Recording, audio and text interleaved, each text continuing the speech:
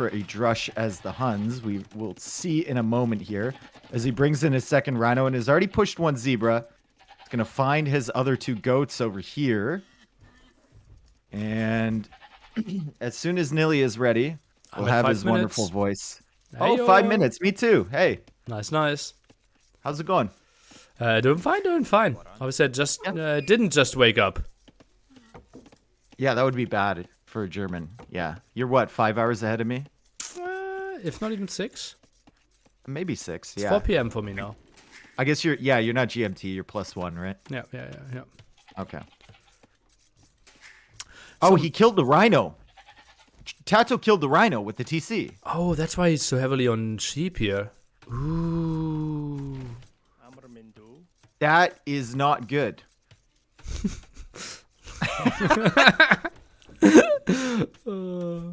Well, we're pushing ostrich now. And Will was relatively late, and TaToH is now already starting to wall. He thinks he needs to buy time for himself. Yeah, and I think he does, to be honest. He's not going to go for the drush to buy himself some time. He's going to opt to go for some walls and push in the remaining ostrich, trying to make up for that 400 food that he lost. JorDan is going to be going up on 20 population. Still no idle TC time yet for TaToH, but that's definitely a momentum killer. Yeah, I don't think he will idle, but maybe he won't go for the competitive pop 20 himself. JorDan maybe aggression at the start. And we didn't discuss predictions yet, Dave. JorDan against TaToH, what do you expect? Best of 7. I think JorDan looks really good right now, especially that set against Hera. I think Hera maybe played a little bit too defensively there, so maybe a mistake on his end. But, I mean, JorDan looked really clean. So I'm predicting 3-2 for JorDan. Okay, I will go as far as even predicting 4-2 for JorDan. Oh, shit. Yeah, it's a best of 7. That's right. Well, I think it's going to be 3-2 before it's 4-2. Oh, okay. I can see that, yeah. Okay. And Magyar Hunt, very similar civilization when it comes to most often we see people start with some scouts and then later go into cav archers. But I think TaToH, if he just wants to play the standard scout v scout war, won't be too good for him. I like the way he walled to that wood line on the right side.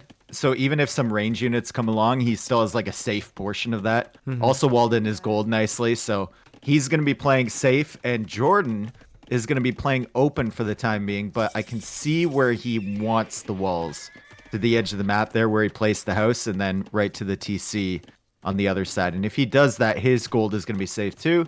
He's going for a stable opening, and TaToH, when he reaches the feudal age, will likely be going for a stable of his own. There it is. But he saw all those walls. Do you really think scouts is the way to go? Obviously, you will get some map control. You will, well, never really get raided, but it's not really the unit that will benefit you in the long run. Well, he saw the walls after he was going up to feudal age, right? And after he had already set his build up for scouts. So maybe just like 2. And then you can add the range behind just to get map control and get a little bit of extra vision. Especially if your opponent is going for scouts too. You kind of want units that can catch up to them, not just making spearmen at your base to chase them around all the time. TaToH's eco so bad here with all those walls. Can't even afford the wood upgrade right now. Only 1 lumber camp. This is not really efficient for him. And yeah, as you said, 3 scouts should give him the map control. He is exactly walling like you wanted to see. JorDan is in full control. And I love the way that TaToH, I see a lot more players doing it nowadays, not deleting their straggler trees with the farms, really keeping them around for a long time to give himself that extra flexibility, especially on a map like this where you never really know. You can assume that the Magyars are going scouts, but you never really know if they're going to open archery range or something and be able to range your wood lines. So that's a good play from TaToH. I like it.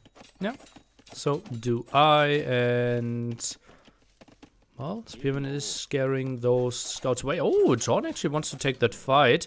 Eats 2 hits, but, well, now can continue pressuring the stable. He will never really get anything there, though. Nope. Those are just for positioning, just to give him vision. I mean, he's sitting on the production building from TaToH, so TaToH can't really leave without him knowing about it. And he's actually doing a decent amount of damage to that stable. He's taken away a third of the HP already, with just scouts. Yeah, but what happens? Like, the villager can simply repair. He can go for more spearmen here. Don't think that it's doing too much. Ooh, yeah, and that engagement from JorDan was a little bit misjudged, I think, as he loses 2 of his scouts, and now there's 3 scouts on the field from JorDan, plus his starting one. And they're going to chase that army back, or sorry, from TaToH, and they're going to chase that army back from JorDan, and he's going to try and block even. Not getting away with that, not today. JorDan slips through and is adding some more scouts himself, is now going for archers, something we can't say for TaToH. So that transition will be a bit later. Maybe JorDan can pressure the walls once the scouts are cleared up. Yeah, if the scouts are cleared up. I mean, TaToH's going to be running around here with 4 of them. JorDan forced to make more scouts of his own. It was kind of sloppy from him to not pull them away from that stable and get the free hits from the spearmen. And now he's outnumbered and he's going to be responding. So TaToH, I think, will be happy with this. The fact that he's keeping JorDan's military at his base. Will be 4v4 scouts though. Remember, JorDan can build them cheaper. They are stronger with free forging. So JorDan, I think he will just group up and then is willing to take a fight. All right, TaToH going for a market. So he's going to be the first player to market. And like all of your GL teammates, Nilly, he will use that to get up even if he doesn't really need to. He just likes getting up that little bit faster and then... you know, will eat the extra gold cost later in the game to buy himself some stone if he needs it. Yeah, I think this is kind of an indicator that he does not want to play heavy economy. This is likely to be to sell 200 stone and then go maybe even 4 archery range full CA play. See, I used to think that when this tournament started, that market was an indicator you're probably going 1 TC in Castle Age, but I've seen it so many times. Players just use it and then just buy back the stone anyway, early in Castle Age, depending on the situation, right? Allows you to be so much more flexible with your game plan. But with Huns, you're probably correct. He's going to be going for extra archery ranges, and there's the first one at the back. TaToH will be on the way to the Castle Age, and JorDan will follow probably 30 seconds after him. 40 seconds. Already pulling more villagers away from berries to gold. I think TaToH should really go for a second lumber camp. His first one is now getting really inefficient. Also maybe even thinking about a second mining camp could be an option. Blacksmith now at the front, still lacking lots of wood. Nilly, have you ever seen a Cav Archer all in play? There's no second lumber camp, Nilly. There's one lumber camp. You're 20 tiles away. You've got all your villagers on golden wood. And you're just pumping from 4 ranges. Okay. Well, then I'll take a close look how to play it then. It's not... He doesn't really have the setup, though, for 4 archery ranges, does he? It looks like a 3 range play to me. He's even struggling to get the archer ranges up before he even reaches Castle Age. 9 on gold, certainly not enough for 4. Now some villagers walking around. I wouldn't even mind seeing some food sold. He's reseeding farms, Dave. No, Yeah. that's not a thing. I've been saying this whole tournament. Like, players get caught off guard by the auto farm, the auto farm. Oh. I've seen it so many times. They're going Cav Archers, and then you want that extra wood for Cav Archers, and you just watch villagers reseed. It's so frustrating. I've seen people not even finishing those farms, just leaving like 8 villagers on farms and pull the rest on wood and gold. And TaToH, he will have problems. CA numbers won't be that scary. No, and he's getting the wood upgrade too, which puts him, I mean, I guess the wood income is going to be nice, but it puts him even farther behind in getting to that 3rd range. And right now it just looks like it's going to be a 2 range play for him with no stone in the bank. Not really what you would love to see for the Huns, especially against a fully walled opponent that is going 3 ranges of his own. Is that fully walled between the archer range and the house there? I was thinking that, but I think it is. I think it is. I would think JorDan probably the worst player in the top 20 when it comes to walling and being safe with like Oh. mixed walls. I've seen him Shots have fired. so many holes. It's really sickening. Shots fired. Over the woodline with the CA, you mean? Yes, shots fired over the woodline with the CA. JorDan doesn't even pull those villagers back to the woodline at the back. Does he see that one? He does. So he knows he has that in reserve. And he's just going to keep them there because now he has the crossbows. So he knows he can defend. Going for University right away and still pressuring at TaToH's base. He's in here with the crossbows. And this is going to be a really difficult fight for TaToH to take, especially with the scouts in front. They automatically got that +2 attack, so they're going to be doing a little bit more to the Cav Archers. And JorDan can kind of sit on that hill, push TaToH off the gold. This is really bad for TaToH. TaToH's even sending 2 more villagers in there. Should not really happen, but they're dodging the shots quite nicely. Some scouts now from the back. JorDan, does he want to stay there? Seems like he's leaving. Interesting. Yeah, he's going to clear up the scouts. Didn't want to get trapped in. TaToH now has the Cav Archer numbers where he can just close the distance. And JorDan can't use that range advantage from the crossbows, so he's going to pull away. Wouldn't be surprised to see him like put this army in the corner somewhere and then just come back at some point and pressure that area again. He knows TaToH is going to be in on that gold, and TaToH can't take the risk of going forward.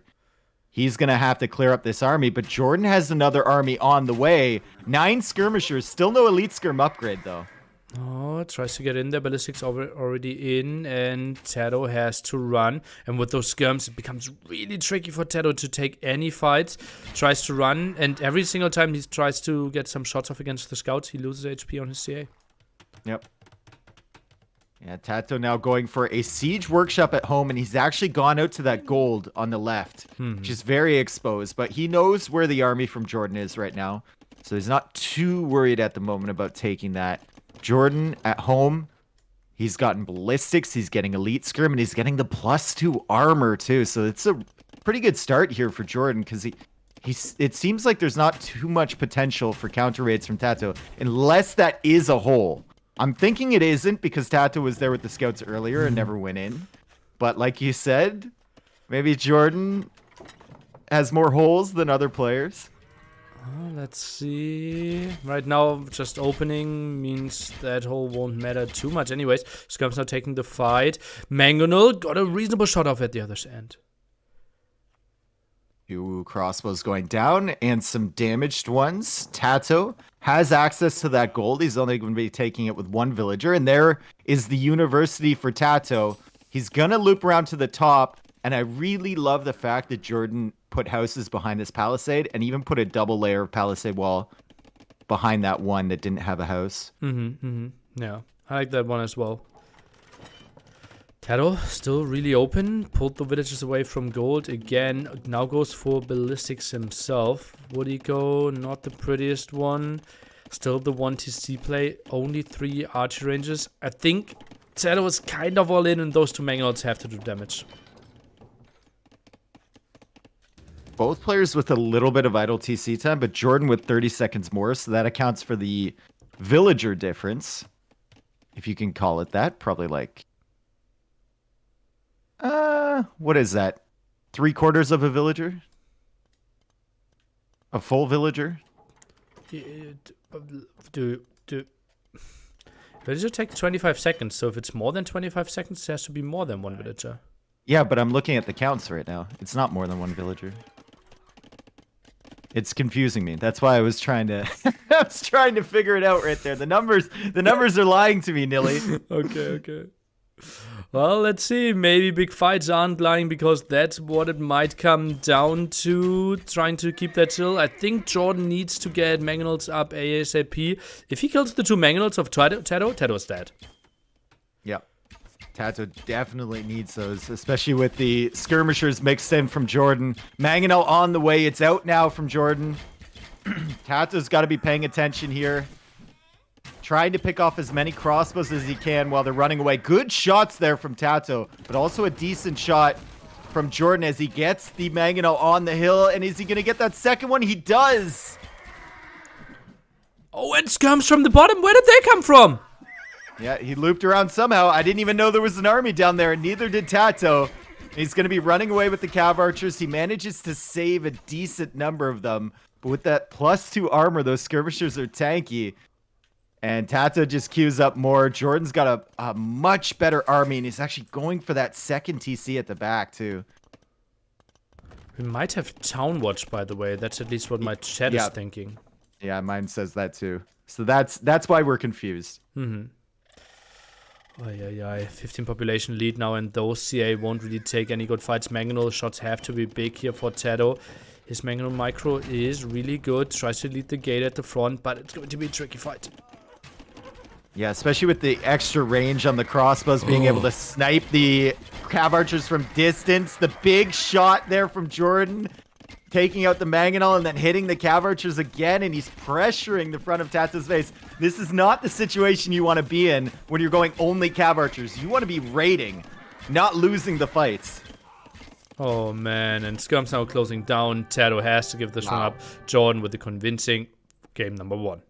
Yep. And you have to wonder how that would have played out if TaToH didn't shoot the Rhino and maybe didn't need to wall that early, right? What if he was a little bit more aggressive, a little bit faster maybe, to hit Jordan's economy?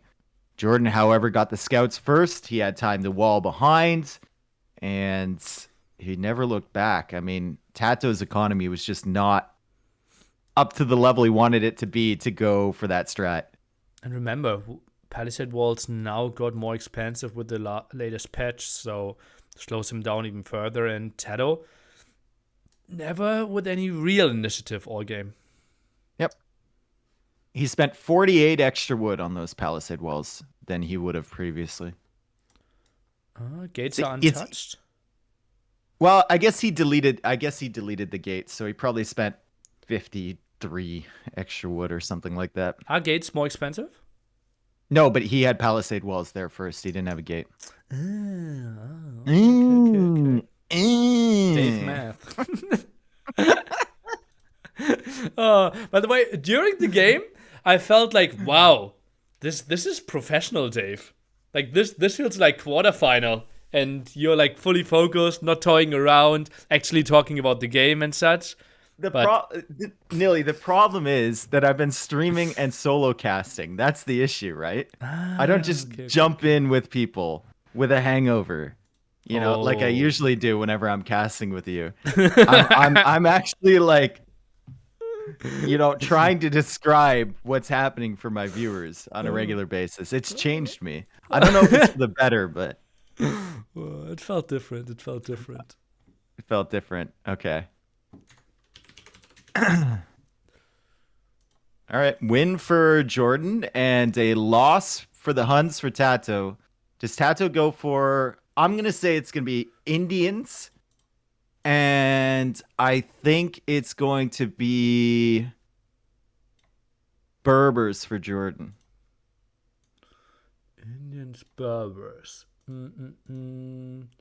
I think just saying random civilizations is kind of the way to go, because after game 2 it's just complete randomness. So I will say Sicilians versus Vikings. Well, I got one of them right. Indians for TaToH and Britons for Jordan. Okay. And I think this matchup, in my mind anyway, really depends on the position that the players are in when reaching Castle Age. If the Britons have map control and get to Castle Age a little bit faster and can mass, I think it's really dangerous for the Indians. But if it's a back and forth sort of thing and the Indians can get into Elite Skirm, I think they definitely have a chance here to hold the Britons with their cheaper vills and better late Imperial composition, I think. Also, what I've seen, TaToH is a guy who doesn't even need to go for Elite Skirms. He's a guy that also loves to simply go for Light Cav and tries to overrun the Britons that way. I think we saw that MBL versus Winchester as well. MBL went for a lot of Light Cav to push him back. Big fan of the Pierce armor. Okay, here we go. Game number 2. Jordan is playing as the Britons. He's got a decent looking map here with 2 backwood options, and TaToH is playing as the Indians, and he too has a decent enough looking map. Back gold, back berries. The woodlines are a little bit far away, so he's gonna struggle to find an option there. But the back one looks okay. By the way, were we late or is there no spec delay? I don't know. I mean, they started this game before it was scheduled to start. They started the first game, so maybe they're just ahead of schedule. Okay. And they're just fast. Okay. And if someone asks you what your job is, are you saying full-time streamer now? I say esports commentator. Ooh. And Sounds if your much more grandma official. asks you, what is it? Sport commentator? Sports? I just tell her I'm in marketing. Okay. I don't have any. that's I don't have nice. any. That's I don't have nice, any grandmothers left, so Okay. you know, Well, someone out of that equivalent. it's Old people. I don't have that problem to deal with. I will be going to a family gathering though in Ooh. like the weekend after King of the Desert, Okay. and I haven't seen any of my American family in like 2 years for reasons, you know, COVID. So there's gonna be a lot of questions, and I think I'm just gonna like hide in the corner and not answer them. Yeah. Yeah, I'm pretty sure some of my aunts still think I'm a teacher. Nice of you. Oh, okay. TaToH being a little bit annoying with his scout. JorDan trying to wall that in, but he does get away with the villager. Now the question, JorDan, is he pushing Zebra? No. He decides to scout. Maybe a bit too scared of the scout of TaToH being around. And JorDan... TaToH's waiting for JorDan to take those goats, or he'll just take them away himself, but he wants to kill them for sure. I think JorDan has the advantage here, right? Yeah, he had the first hit plus a downhill hit afterwards. And TaToH, look at that. He's splitting those two sheep. Trying to get at least one. Yep. Well, he knows he's at least going to get one here as JorDan is still chasing him. Likely gets two. Is JorDan going to go cut those goats off? He's looking for them coming down the middle, and TaToH already set them way to the left. But he's grouping them together again, Nilly. It won't matter. Yeah, but JorDan's timing is so off. He doesn't even try to find them. He just pushes the zebra. Yep. I think he was a little thrown off. When he got that villager attacked, he had to build a house with 2 villas. And then TaToH was attacking his scouts, so I think his mind just got, for a few seconds there, got a little... bamboozled, and he's just trying to recover right now. Pushing in the zebra. Looks fine. TaToH's going to scout his entire base. And TaToH is going for the drush. Is it going to be a 2 militia drush? A 3 militia drush? I think we even saw 1 militia drush from Leary earlier in this tournament. Militia, really? Okay. Yep. Well, he did not collect any gold, so 2 militia feels very likely. TaToH did not scout the deer, so he does not know that JorDan is pushing deer right now. JorDan won't have a good idea that the drush is coming. Oh, but walls regardless. He might have a clue because of the score, but I mean, TaToH's been around his base the entire time, and JorDan hasn't really expanded, so it's kind of tough to tell from that. Plus the 2 sheep will get some points as well. Yeah. Maybe it's just too high, because 600 against 900 is brutal, Dave. Yeah, that's like a Lithuanian fast militia score difference, right? Like that's really tough to tell. And TaToH clicks up now. He's on the way to the feudal age, so his score dips a little bit. JorDan is 1 minute and 30 seconds away, and TaToH is gonna come over here. Does he kill the ostrich? Let him know he's there? No, he's gonna loop around to the wood line. Ostrich moved to the left side. JorDan deleted his walls at the wood line? What? He deleted the ones at the barracks too, so I wonder if he like double clicked and it included that on his screen. It's so far away, but TaToH is here. He's gonna get some really good hits on that villager. It's pretty weak. His scout is also pretty weak though. I think TaToH. Oh, he should have probably gotten that, right?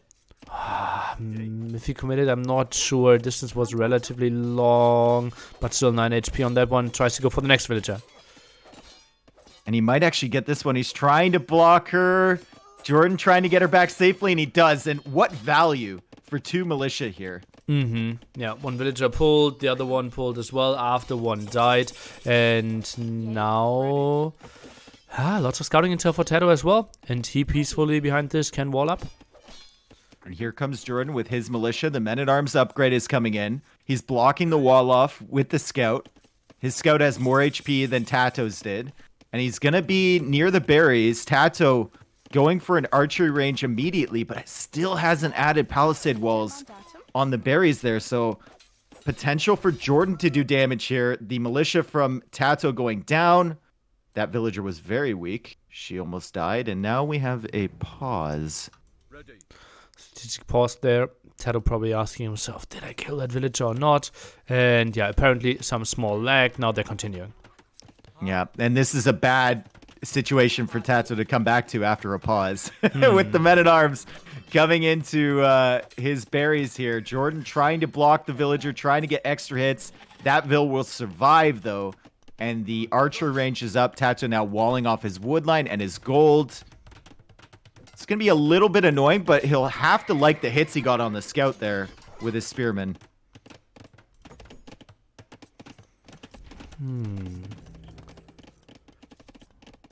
A bit surprised that TaToH is not walling off the left-hand side wood line there. Maybe he feels he has enough time, but against 3 men-at-arms it might be ugly. But villagers really close there, not really blocking each other. Should be fine. Yep, and he just needs to buy himself enough time for a couple archers to come out. He already has one, so he's going to be doing damage to these men-at-arms. Can repair for a little bit with that one villager, and he should be fine. He's also walled off that left side really early, and he's starting to wall off the right side. JorDan, while he's bought himself this time, he's going to wall off the right side of his base, secure his gold, and then likely wall to that wood line. He's also going out to get that ostrich with the villagers, which is something that I've noticed a lot of the top guys do, especially Leary. Yeah, really likes to have that extra food. It lets him get up the castle age a lot sooner without using the market. I just want to mention that. I think that is Leary kind of starting with it like Red Bull 3, Red Bull 4-ish. And now most of the top players are heavily thinking about it. I think it might have even been Red Bull 2 for Leary. Okay. It was quite early in the Red Bull series, if I remember. And he was consistently doing it every single time. We were always like, how is he up to castle age already? It's usually because he was taking 1, if not 2, of the extra hunt with his villagers.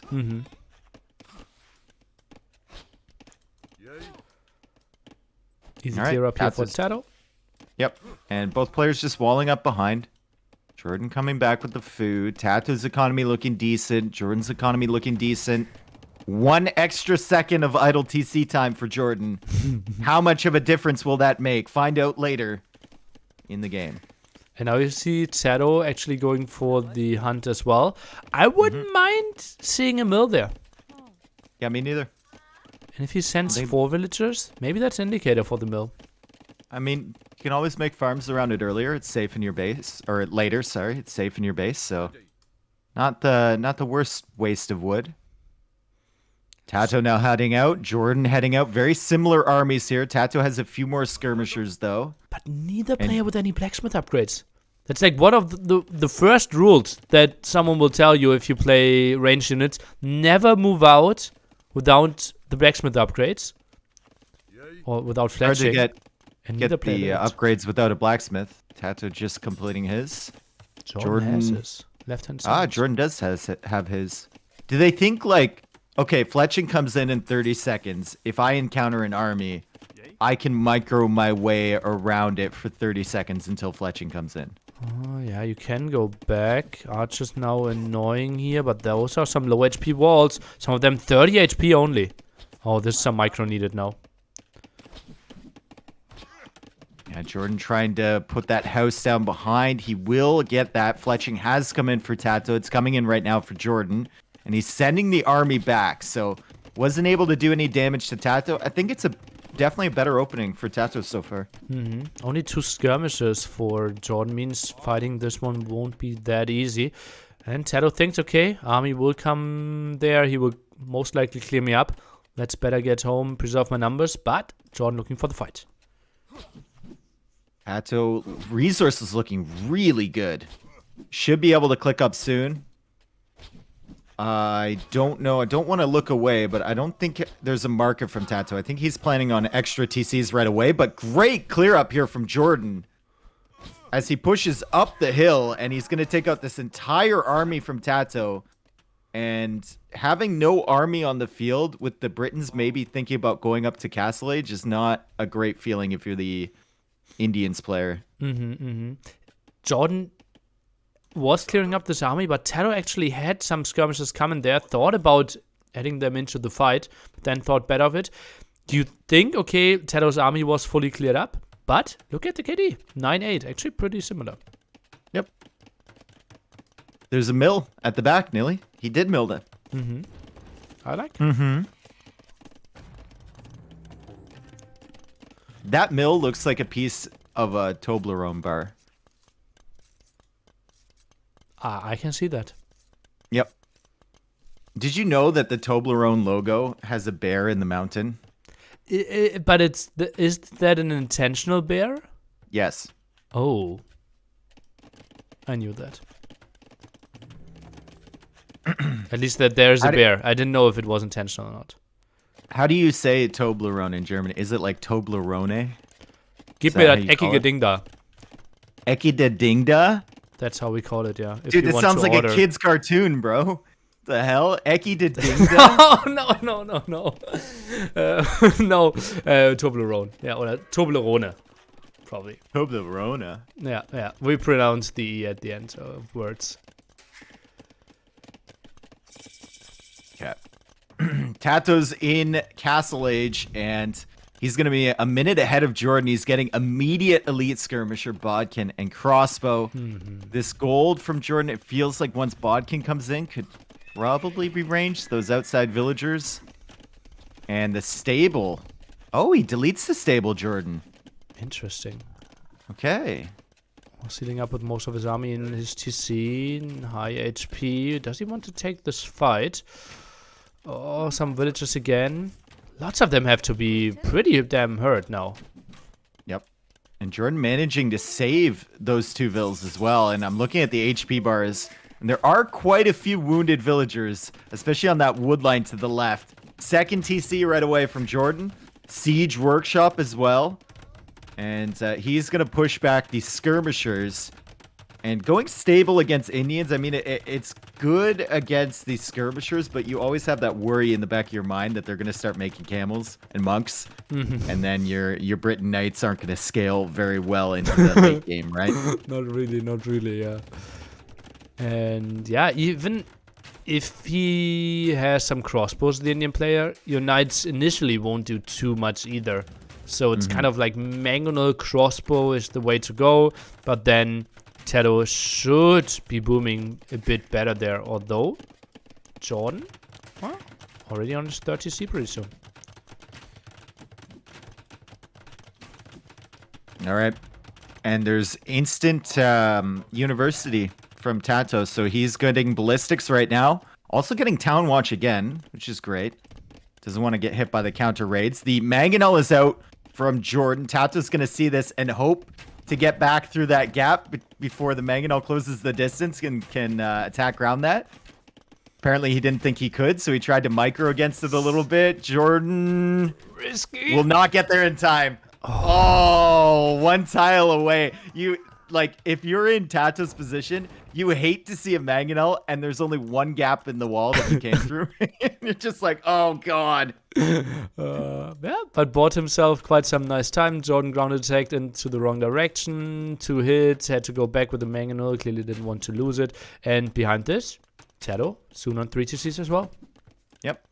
And didn't use the market to get up, so he had the stone for those TCs. He's putting it at the front of the wood line, which is a good position against Britons, I think, to secure that area. And then the other TC on the back wood line, he also got heavy plow before he started seeding farms. So TaToH is playing for the long game. Yeah. Oh, yeah. Yeah, I like that. And heavy eco play, even in late Castle Age. Like, if you go mass light cav, mass elite skirmishes, it's not that easy to counter if you're Britons. Yeah, it feels like you're always chasing, right? Britons want to have one concerted push down the middle. Unless you're Winchester versus Yo yesterday. Then he was completely fine with fighting in 15 different locations. But, I mean, that was a good snipe there from TaToH. He also went over to the woodline, pushed JorDan away. And this game is kind of unfolding the way TaToH would like Indians versus Britons. Yeah, full control here for sure. Population still very similar. Now the question, do you add a siege workshop here if you're TaToH? Or is it going to be full boom first and then later at stables? I feel like you're getting away with it so far, right? Maybe... I don't know, Nilly. I don't know. It's a tricky thing. By the way, JorDan finished the armor upgrade for his potential knights. Without a stable, obviously not something we will see too soon. And TaToH has to be loving life. Full control, idling some stuff. I think if we go into the late game, I prefer the spot for the Indians. Yep. It seems like Britons have a power spike in Castle Age when they reach there and get the extra range if they have good map control, and then they have another power spike when they get to Imperial Age. But the longer the game goes, it feels really good for Indians. That was a great split from TaToH. That was really, really nice with those skirmishers to avoid that mangonel. I felt like JorDan could have got a big shot there. And TaToH's kind of pulling back with his army a little bit. Hasn't really been producing for the last few minutes. He's just kind of holding JorDan in his base. And there's the siege workshop. Now that he's let JorDan out of the cage, he's going to put a siege workshop of his own on the field. Yeah, I like that. Makes the defense so much easier. But on paper, Britain should be trading off pretty well there. Can snipe the mangonels from distance. But TaToH has so many skirmishes. I think just going for some split formation, patrol in, should be really good for him. Split formation, patrol in. That's like 2 buttons. That's all he needs to do? Spread formation? Yeah. I think with all those skirms, he has the numbers. You mean scattered formation? Yeah. Split is 2 groups. Well, make it. You can use that hotkey multiple times. Then it's more than 2 groups. Yeah. Oh, okay. I wasn't aware. I'd love to see TaToH get monks or get relics too. I don't know if he's seen that relic in the north. He has. He's not getting it. Oh, he's getting the one farther away first. Okay. Ooh, okay. Yeah. Thinks the left one is safe, which it probably is, and it feels like 4 relics, maybe even 5 relics here for TaToH. Feels relatively likely on the way to Imp for both players.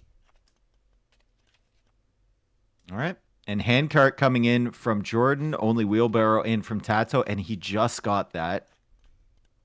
JorDan, however, only getting wheelbarrow a couple minutes ago. Villager count in JorDan's favor, but JorDan really needs to expand. TaToH's got access to a ton of resources. You look at the 2 gold spots from JorDan over there, he needs to sit in this position because he's going to have to move out and secure those. Actually going for the stone in the front. Maybe he's thinking about a castle on that hill somewhere around there to help him out with that, but he's not going to have that castle by the time he reaches Imperial Age. Sanctity? Are we going... I'm not even sure about monk upgrades for Indians. Do they get block printing and redemption? Is he trying to convert onagers that way? Why would you even need to? Feels like you have other means to deal with onagers, right? Than monks. If JorDan keeps sitting in his base like this, we're gonna see elephant archers this game. Like if both players are just gonna agree not to attack, we're gonna see the chunky boys come out. Look at the resources TaToH has in his bank before reaching Imp. He can afford a lot of upgrades. Yeah. Just doesn't have stone, so he can't put a castle placement anywhere, but he's been slowly expanding. JorDan coming out with these mangonels, TaToH maybe not noticing. The mangonels loses a couple units to the shot, splits away though. We'll save those, gets to Imperial Age first, and goes for the wood upgrade, chemistry, and bracer right away. Okay, JorDan has a villager over on the left side of TaToH's base. Interesting. He's looking for the extra res. For some outposts, wants to get some control. TC number 4 for TaToH. Thinks, okay, 3 probably not the economy that I want to have. I wouldn't be surprised if we see him go up to 130, 135 villagers here with Indians. Yep. Mangonels from TaToH pushing in, and JorDan is now off that stone. So if he was hoping for a castle, he's either going to have to buy himself one or find a different option. There is a stone to the right of his base that he could maybe go out for, but that's definitely going to stall him out a little bit. And TaToH, with that last armor upgrade coming in, is just going to dive under the TC. He will lose a lot of army there, though, and he also loses both of his mangonels to the mangonels from JorDan. Armor upgrade now on the way from TaToH. So good for JorDan there, and forcing more and more shots against the skirms. Oh my god! The downhill hit from the mangonel takes out all of the skirmishers. That was so satisfying, the way they just folded over to the side. And maybe this is the opening that JorDan needs. I mean, he's been slowly building military, getting the elite skirm upgrade, the last archer armor of his own, and he's going out to that stone again. He really wants access to that. Only 4 archer ranges here for TaToH. Might be a big mistake, because he had 25 skirms in the queue and couldn't really use them. Well, he's teching into cavalry, right? Mm-hmm. Yeah. But I think we didn't even see light cav tech yet. The first stable only now being built. Hussars will take quite some time. And oh, what are those villagers up to? Oh, they're trying to trap, but misplaced Siege Workshop. Yep. Tried to trap the skirms. Didn't work. He's going to lose 3 villagers for his troubles. Also lost that villager forward to his skirmisher. So no potential there for her to build buildings. That guy survives, and JorDan did indeed go out to that stone on the right. TaToH is going to see that, and TaToH's going to know that JorDan wants stone. He's cut off the access to the front prior, and now he's going to cut off the access to the right. So he's stalling JorDan out from a castle, which I think is a really good thing for him. TaToH's just buying himself time with this army. Like, he's got another army of skirmishers coming forward, and he's held JorDan in his base for so long this game. Yeah, really nice aggression. And behind this, we should have the switch into Hussars and getting more and more upgrades. I wouldn't mind to see some more farms here for TaToH. Wouldn't mind if the 40 would turn into 60 farmers. Does JorDan... Where is he mining gold? Oh my god. He's only got that one pile left, and then he has to go out to the left. And TaToH had an army there before, and TaToH has more skirmishers coming out that way. JorDan's going to have some issues mining, especially once the Hussar are on the field. JorDan's still only at 300 stone. Onager research is in. But how many onagers does he have on the field? Just one in the queue. That's it. And it's another one now at the front as well. The one in the queue with 70% is in the back. Skirmishers are pushing in. Light cav as well. This is a tough hold for JorDan. This is really difficult. He's played it very defensively. Granted, TaToH has been holding him into the base. JorDan now sending all of his gold villagers out to the left side to gather. He still does not have enough stone for a castle. TaToH just pushing up that hill. We still have skirmishers in the queue. 36 skirms on the field. 9 Hussar on the field with that juicy Indian Pierce armor. And he's going to be hitting the goal now. And this is a really rough spot. I think JorDan taps out soon, honestly. His bomber cannon's behind, too. Oh, man. We also have the castle pretty soon. And then maybe even Camel Archer to finish the game. But JorDan looking in such a rough position. He probably would call it before. Hussar spam, skirms. You're not really getting onto gold. Not looking pretty for the Briton. Yep. I feel like JorDan needed to go to stone a little bit earlier this game to get a castle to secure this location. You could see how desperate he was for it as TaToH comes in again on the right-hand side, and he's taking out that onager, and there is nothing to defend against these Hussar on the right. He can't take gold on the left. Bomber cannons are behind, and JorDan calls the GG. Pretty convincing stuff there from TaToH, holding JorDan in there with skirmishers, and it looked like he had a game plan, and everything unfolded the way he wanted it to. It felt like JorDan's indecisiveness there with this stable, right? He went for armor, built the stable, then canceled it, then tried to go for mangonel, and couldn't really kill the skirmishers. JorDan with Britons played so defensively, but still didn't get the timing to get imp up earlier. Yep. I think he played too defensively, honestly. He never really left his base. He just sat there. And TaToH forced him to react the entire game, and he never really made a concerted effort to secure that stone at the front or to secure the golds at the left. Impressive play by TaToH. But it also felt not that hard, right? Just build skirms and don't lose them. I wonder how differently that plays out if JorDan does go for that stable early in Castle Age. If he doesn't delete it, if he makes some knights. At least he has a little bit more map control, right? Yeah, quite easily. And then suddenly Knight Crossbow, TaToH needs to build a stable, or it needs to sit at home. Probably JorDan's eco lead won't be that big, but I still think Britons shine way more in that phase of the game. Yep. They need some units running around. They can't just be sitting at their base, especially against Indians. Yeah.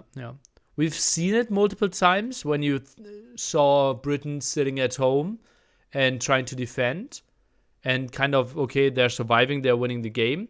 But most of the time that happens when they play against Mesosivs. Yep. Okay. So we had a win or a loss there for Britons and a win for Indians. Civ predictions for the next game, Nilly.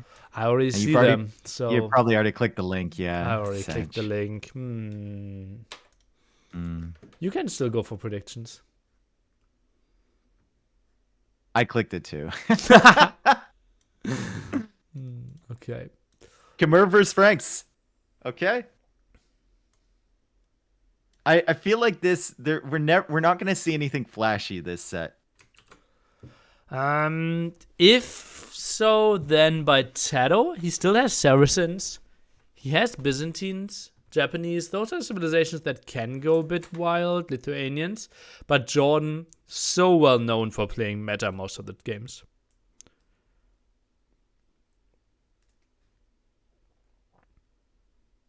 I think TaToH, players like TaToH, players like Hera are actually a pretty good matchup for a guy like JorDan. I think so as well. Yeah. Like if you give him time to sit, and it felt like Hera respected him a lot more than maybe he should have. And JorDan respected Hera a lot in that set too. But if you give him time to kind of think out his strategy and execute his game plan, then JorDan's going to get the advantage. But if you're really aggressive against him, I think that's where the openings start to appear. So maybe TaToH needs to go for some out-of-the-box strategy to put JorDan on the back foot and take the advantage. Although, in game 2, nothing too crazy happened. TaToH still got the W, so can't be too unhappy with that. Okay. Game is starting in 3 seconds. Ooh, Dave is getting hyped for game number 3. What a finals! Let's go. Khmer against Franks. We'll see some horses here. I always struggle to know how to proceed in Castle Age. Like in general, or? I mean, in Franks versus... Oh, okay. Oh, Franks versus Khmer. Because both kind of want to go for knights, but what do you really do? Some of my capture age crashed. TaToH said, "Good luck, have fun, beast." And I read that in his voice. Yeah. TaToH's the best. I love him so much. Oh, yeah. Man. I love when you walk into a room, Nilly, and he's there. And even if you saw him like 5 minutes earlier, he'll always look over at you, nod, and like wink. He's so full of positive energy. It's crazy. Yeah. Like every single training session, even if he does like the boring stuff, right? Like in Age of Empires 4, we were trying to build like landmarks and trying to test, okay, how many villagers do we need to put on that? And he just opens the Excel file singing, and you feel like he's jumping around. It's so beautiful. Man, this wood situation for both players is absolutely brutal. Like JorDan has a wood line to the right that's a little bit closer. I think he just scouted that, so he's gone to the one to the left. And TaToH, his wood line is way at the back. His other wood line at the back is interrupted by a pond. And then the front 2 wood lines are really far forward, almost in the middle of the map. So very open generation for both of these players. Walls are going to be really tough here. And something a bit unfair. I think how this... not really. But if you spawn with 2 pawns, your opponent automatically spawns with 2 pawns as well. So if you are seeing, okay, I have really poor wood lines, it's likely that the opponent will have poor wood lines as well. I don't think that's unfair. No. I wanted to start being unfair because I thought 2 were... No, there's a pawn in that one. Yeah. yeah, like irrelevant pawns. But this one feels reasonably fair, I would think. Yep. I think advantage Khmer here on an open map like this. A little bit more flexible with your farm placements and a little bit more flexible with the ability to jump in the houses too. And the fact that you can get up maybe a little bit earlier, not having to spend that wood on the barracks. Now that might come back to bite JorDan. Because not having spears in this matchup feels not the greatest against Franks. Yeah. I kind of started to always build with barracks regardless. Not as an opening, but like around minute 13, it just feels like the opponent can do so much pressure. And then you're not losing builds, you're sitting in houses, but you're losing so much control. I think you need a really good map to skip barracks, and TaToH clearly doesn't have one. Why not just go for a second stable? Overwhelm. Adapt, survive. Because you still die against Spearman Scouts. Yeah, I know. I remember one Arabia tournament where I was against Andoran, I think. And I was like, I never play Arabia, right? And you and Bulletchim were casting it. So I decided to go for like a wonky strategy, like 24 pop up into double stable with Khmer. And you guys roasted me, dude. I remember. You roasted me. I'm against a player who's like 400 points higher than me. I'm trying to get something done. And you're just sitting there. You and Bullet, I think you were like both tipsy or something. Just absolutely roasting me in the cast. I did not feel good. Oh yeah. I was trying something different, dude. Okay. Yeah, I respect you for that in hindsight. Yeah, that was clearly not a sober cast, Yeah. I just love the way you said it, too. He's like, this will not work. Sounds like me. You didn't even give it an opportunity. Just like, it doesn't work. Yeah. Yeah, I think like if we are like main stage, big tournament, I would go like, Bulletchin, this is unconventional strategies. What are his ways to victory? But nah. I had a whole lot. I used to play that when I played on the ladder.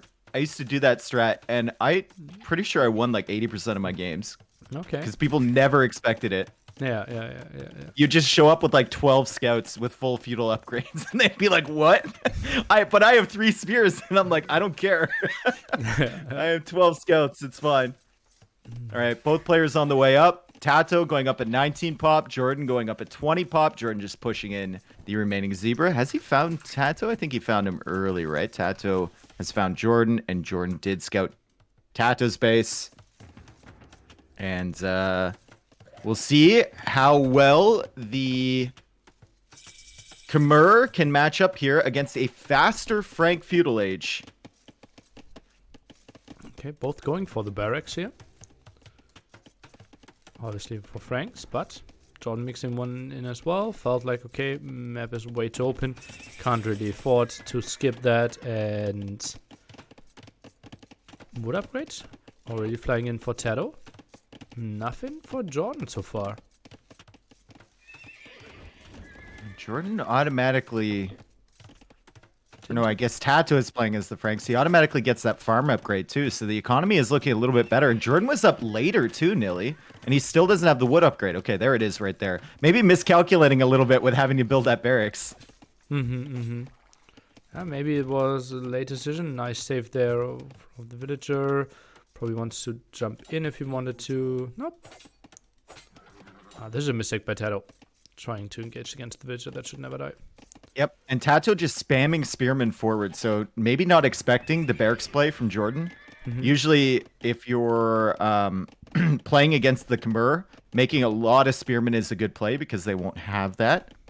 But with JorDan having the barracks, he can kind of counter those spearmen a little bit with the spears of his own.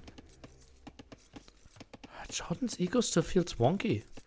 Look at that. He had too little wood. Now he has 13 on wood. Not really going on to the farmers. Lots of pressure there on the berries.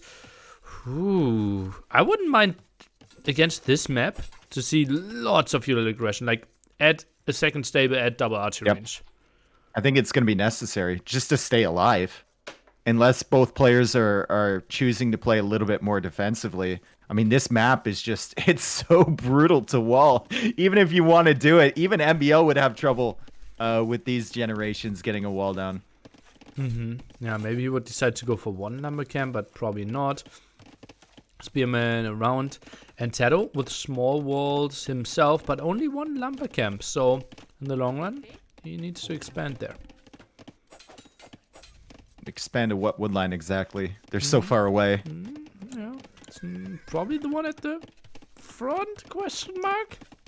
Is that in the front or the middle? That's what I'm wondering. Oh my god, the Lion's even getting involved here. At JorDan's base and helping him out a little bit. And there's no house there. Oh, and he's getting pushed away. One spearman down already, and the Lion keeps attacking. Very, very awkward position for JorDan to fight in, with all the spearmen bumping up against each other. Lion still attacking the villager. It eventually goes down. TaToH pulling all those spears away with his own spearmen, and he's going to trap this villager against the berries. He's going to get a villager. Nice. And move away. So a bit awkward there, and there was no house for JorDan to immediately garrison his villagers into.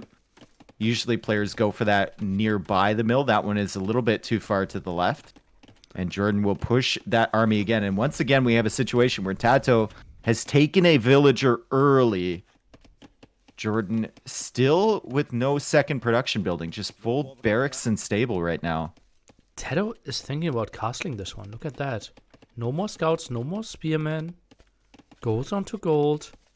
JorDan only now goes into gold, tries to wall himself in, villager exposed, but should make it home. Yep.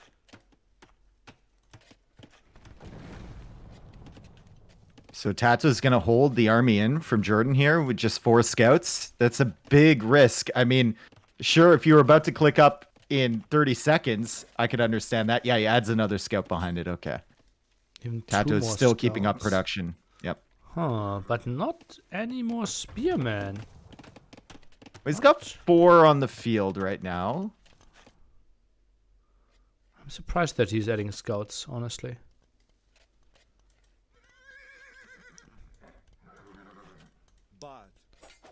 Rank scouts do have the advantage here over the Khmer until the Khmer get the bloodlines upgrade. So maybe TaToH feels like scouts are good enough to defend. 6 scouts on the field here from JorDan, 6 from TaToH, 4 spearmen from both. Very, very even game so far.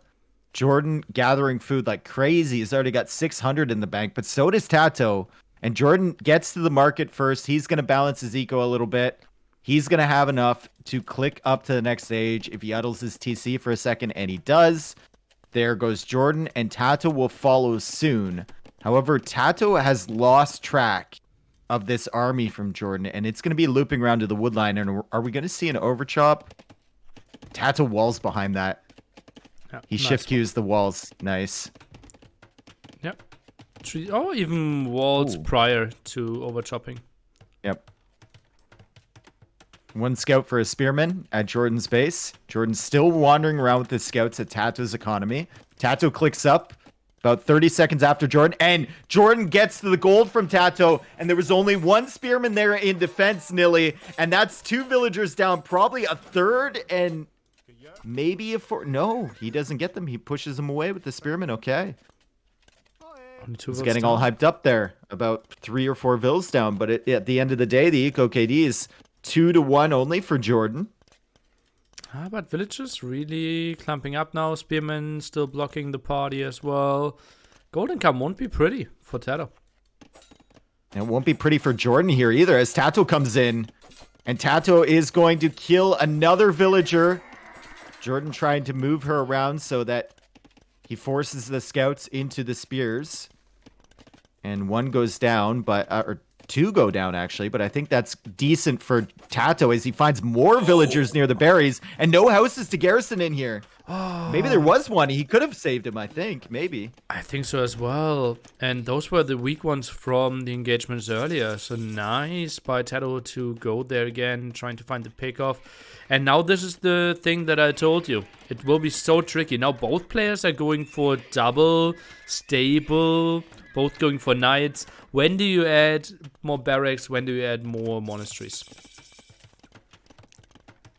This is why you get paid the big bucks, Nilly. You're going to have to tell me. But you said you struggle in Castle Age, so. Yeah. Yeah, at least TaToH is going for pikeman. He goes for the monastery, goes for the TC next to gold. Spearman taking the fight 25 seconds before they actually get the upgrade. Lightcav upgrade is coming in pretty soon as well. That's kind of a fight neither player wants to take. And it's a cost-efficient fight for TaToH, but he's losing numbers, right? Jordan's going to have to run away. No, Light don't cab finish upgrade Lightcav. is in. You probably should have canceled that. I mean, it'll be useful later in the game, maybe. So not the worst thing in the world. Knights from TaToH already heading across, but Knights from JorDan are going to be coming across too. They will see each other, just passing. And TaToH will attempt to go right to that wood line from JorDan. And I think there's a hole there on the edge of the map. So if Jordan's not careful, TaToH can get in. There is a house though. And Knights do have forging, so they're 4 hitting, and I think they're in. Nope. Joke's on you. It was all a debate and a third TC from TaToH. And it might seem greedy, Nilly, but I actually like this just because the map is so open. There's so many areas to be hit. I feel like even if you make the TCs, you don't necessarily have to produce from them at all times. Yeah. You can keep military coming out, but having them there for defense is very nice. Yeah, that's so true. And some people in my chat will be, but Neely, you said you need 6 on food for a TC and 7 on food for a stable. That doesn't work out. He doesn't have enough farms. But yeah, Dave, you're absolutely right. This is mainly for protection. And now, yes, some monks tries to convert the knights at the bottom. Let's see if he gets one. No, goes back. Yeah, Jordan paying attention there. Being pretty good with his knights, not getting them converted, and even trying to come in for the snipes with the light cav. TaToH will get a knight there. I'm surprised that Jordan even came back. Especially with the pikeman. He splits around the pikeman, gets the monk. Excellent play there. Still losing 2 light cav though, and he'll only have 1 left on the field. Now we have the monastery for JorDan as well. And I wouldn't be surprised if TaToH just tries to set up his economy, 25 farms, and then drops down second and third barracks, full pikemen all in. Feels so good against the super open map of JorDan. I like that. Someone in my chat's like, that was like that spring video. Oh yeah. Yeah.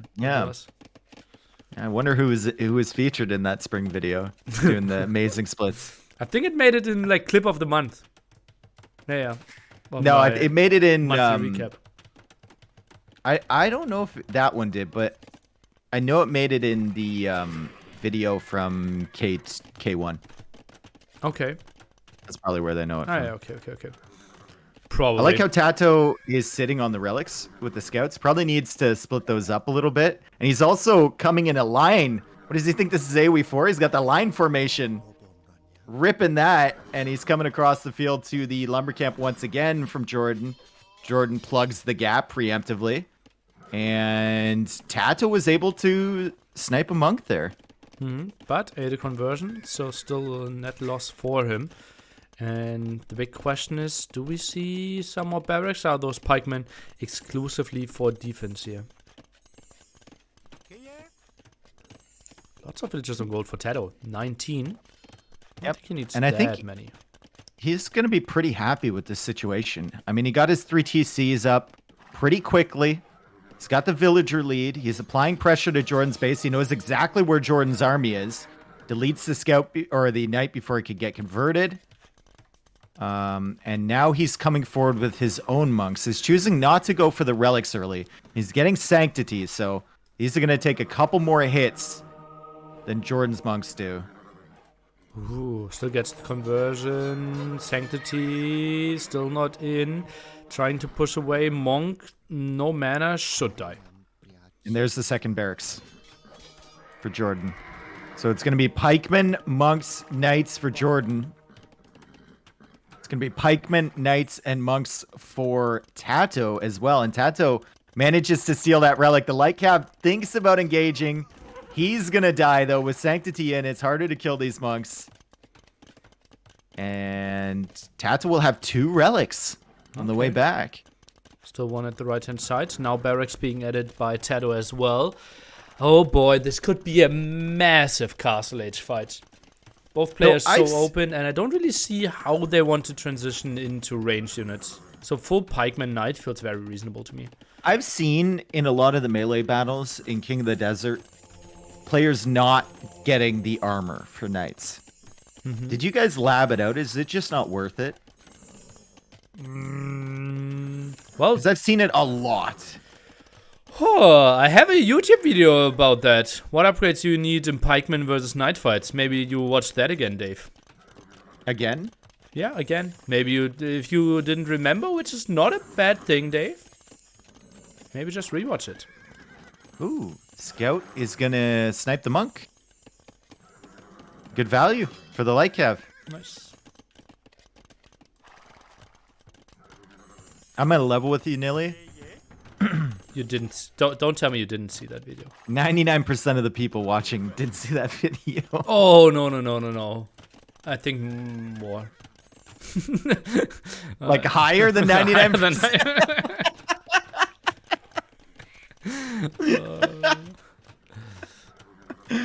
Oh man. Feels nilly, man. Actually, look at this. Like this is such a video that took me like 8 hours of production. Yeah. And like generated like below average clicks. If I do like Viper does something stupid, lol video, you won't believe what happened video, lol. It generates 4 times more clicks than that 8-hour video. My most popular video I did in 5 minutes. It frustrates me. It frustrates me so much. I didn't try with the thumbnail. I didn't try with the title. I didn't try with the content. Nothing. My most popular video doesn't even include me. It's 2 different players and 2 different casters. Alright, so here's the pikeman v pikeman fight. The stoppable force versus the movable object. And they're gonna actually take out all of the monks, and TaToH's monks are still alive here, so they're gonna be healing up the pikemen a little bit. And the knights are gonna come in. TaToH also on the left side, peeling off all the knights from JorDan. And this looks really good for TaToH, although JorDan does have 3 barracks producing pikemen. And he's gonna have some garrison inside.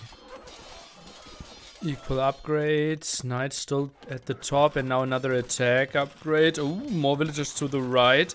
And that's what we mentioned, right? Villagers so exposed. Base is really spread around. And TaToH, massive force here in Castle Age. Yep. And he's just running into the TCs.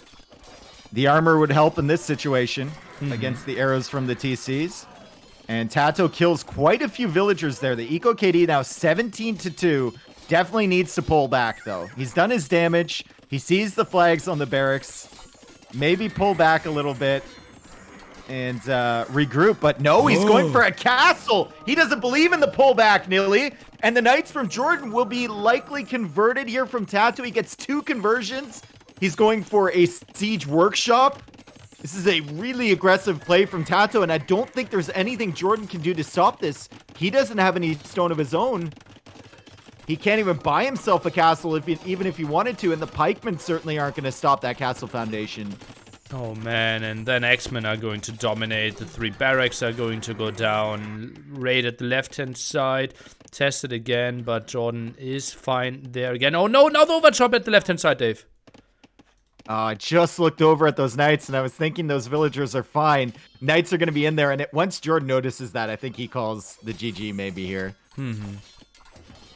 Not unlikely indeed. Now fletching, more range there. Trying to expand to the right-hand side with more villagers. Trying to get another TC up. But Franks, in undervalued bonus, actually more range line of sight for them. So they are better at raiding.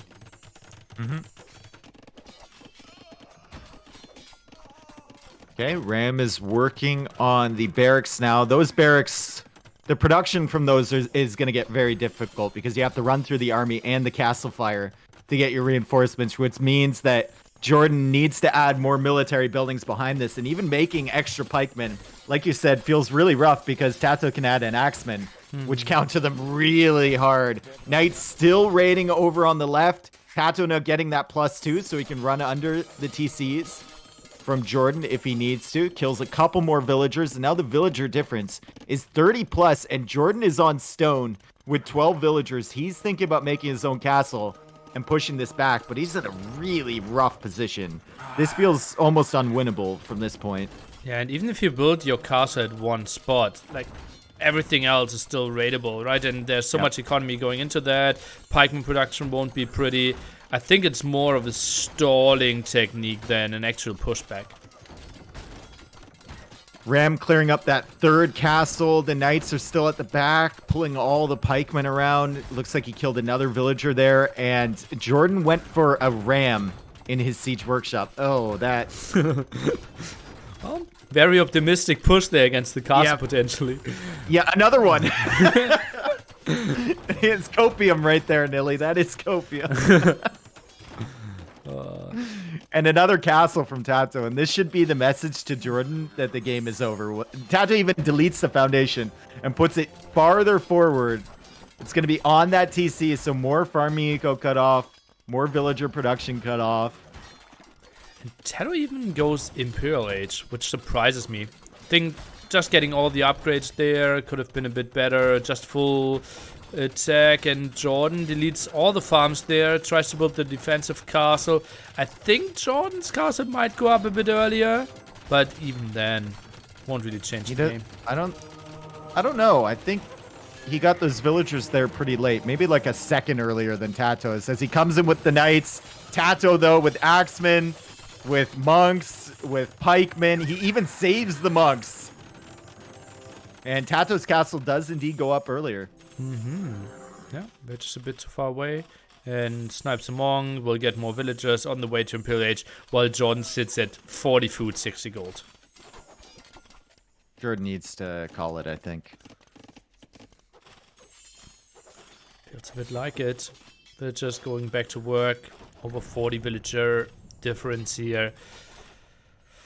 Poof, full control for TaToH. Is he thinking about a third castle? Feels like it. Right-hand side as well. Full late game control here.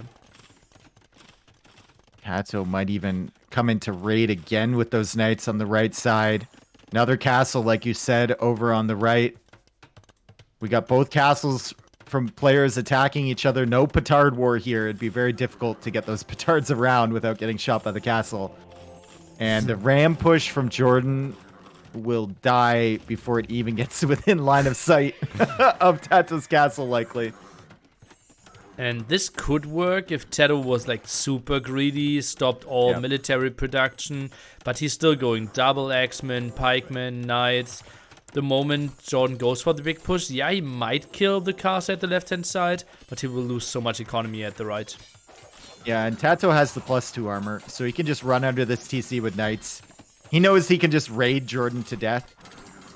And JorDan's ram push actually did make it close to the castle here, Nilly. And he's got a lot of knights to support it. The monks from TaToH will convert more of his knights. The Mangonel is behind. The axemen are there too. JorDan calls the GG a very grammatically correct GG with the capital G in front. I like it. Love to see it. And TaToH is going to be smiling. He's up 2-1 after going down the first game, and that looked like a really good win from JorDan in game number 1. But game number 2 and game number 3 were pretty convincing from mid-Castle Age on. Yeah, it just felt like JorDan was kind of doing the same, but Frank's better economy and just so smooth for them, right? Scouts into knights. Khmer needs a lot of farms to be equal to that. JorDan struggled early feudal age too, right? He didn't have the wood for the upgrades. He delayed his stable, I think, a little bit because he made that barracks with Khmer. So TaToH just seemed like he was always ahead. He was faster to the TCs as well. And yeah, I mean, Good job by TaToH. JorDan needs to figure something out. Maybe goes for something other than a cavalry civ here. He still has his best civs to go for. Yeah. So, Mayan still an option quite easily, for example. Way more Mayans, resource Tatars, Sicilians, Berbers, Malians. I'm still surprised how we didn't see more feudal army. It felt so open for both of them. I'm surprised.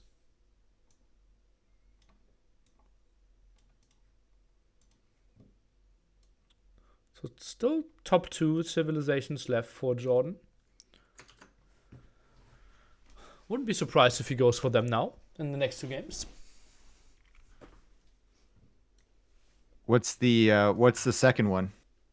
Mayans and Tatars are his first 2 picks. Mayans and Tatars. Oh, first 2 picks. I thought you were just rating his civilizations, like overall. No. And saying his top 2. Okay, his top 2 picks. Okay, makes sense.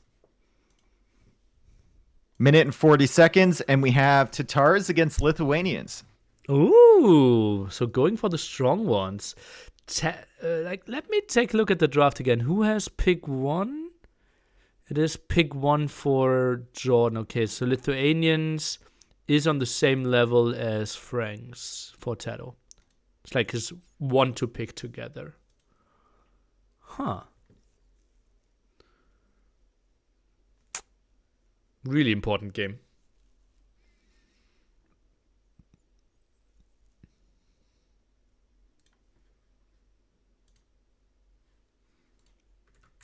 Maybe also for Dave, who muted himself.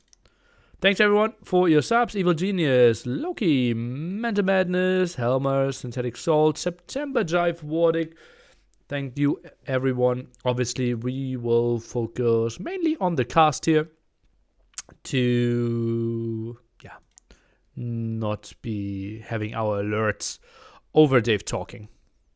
Hope that's understandable to make it more enjoyable for both channels as well. So after Sicilians versus Vikings, and not necessarily. I was muted. 2-2, we are resetting. I thought that was intentional.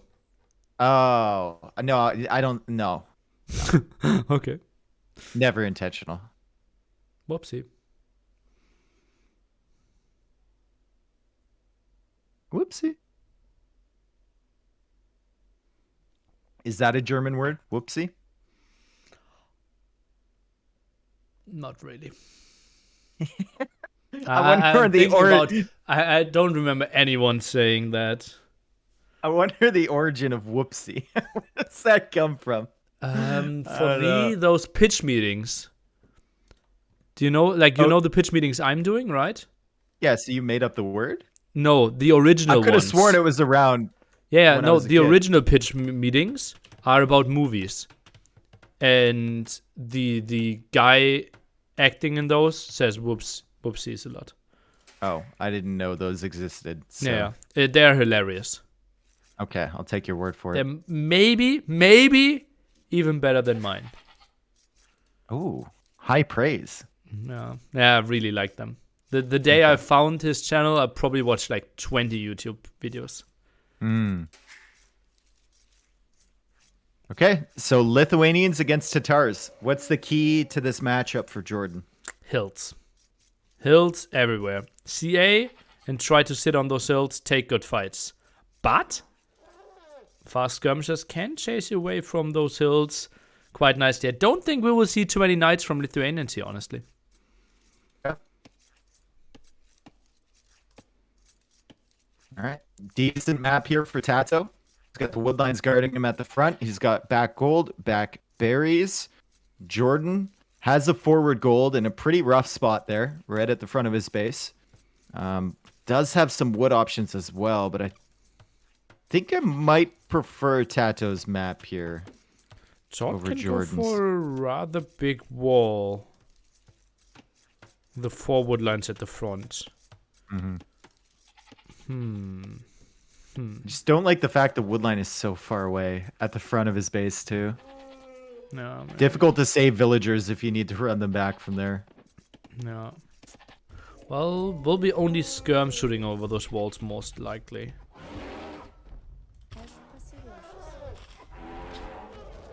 TaToH this time with the better lure.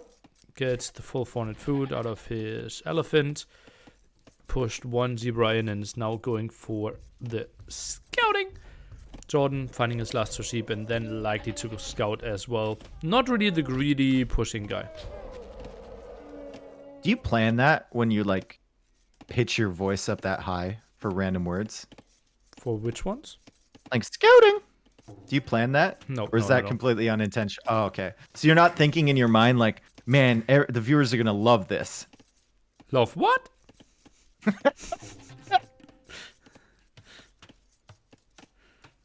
I'm glad you're around, Nilly. No, that's unintentional. Okay. Yeah.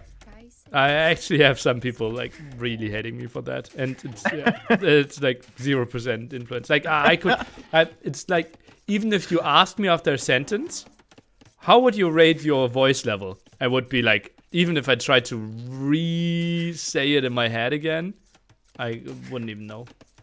Oh, okay. All right, so TaToH actually bringing that second elephant quite early. Was he worried about the lame from JorDan, or did he just mistime it a little bit? Still had like 150 food left on the first one. JorDan, not the typical lamer. I really hate those 2 houses of JorDan, by the way.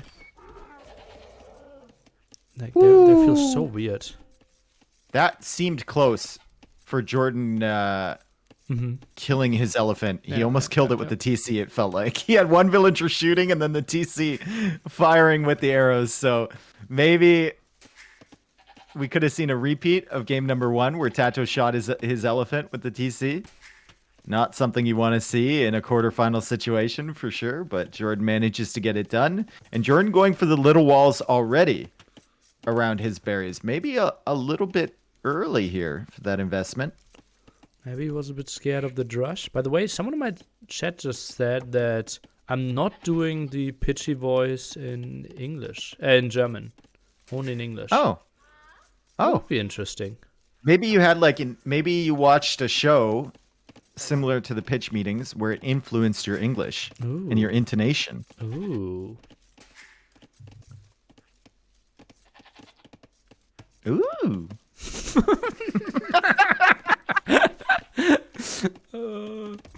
I wanted to say, oh, maybe that's the reason why I always keep my stick on the ice, but it didn't really make sense. So, yeah, no. there was the short phase. Do you know the theory behind that statement?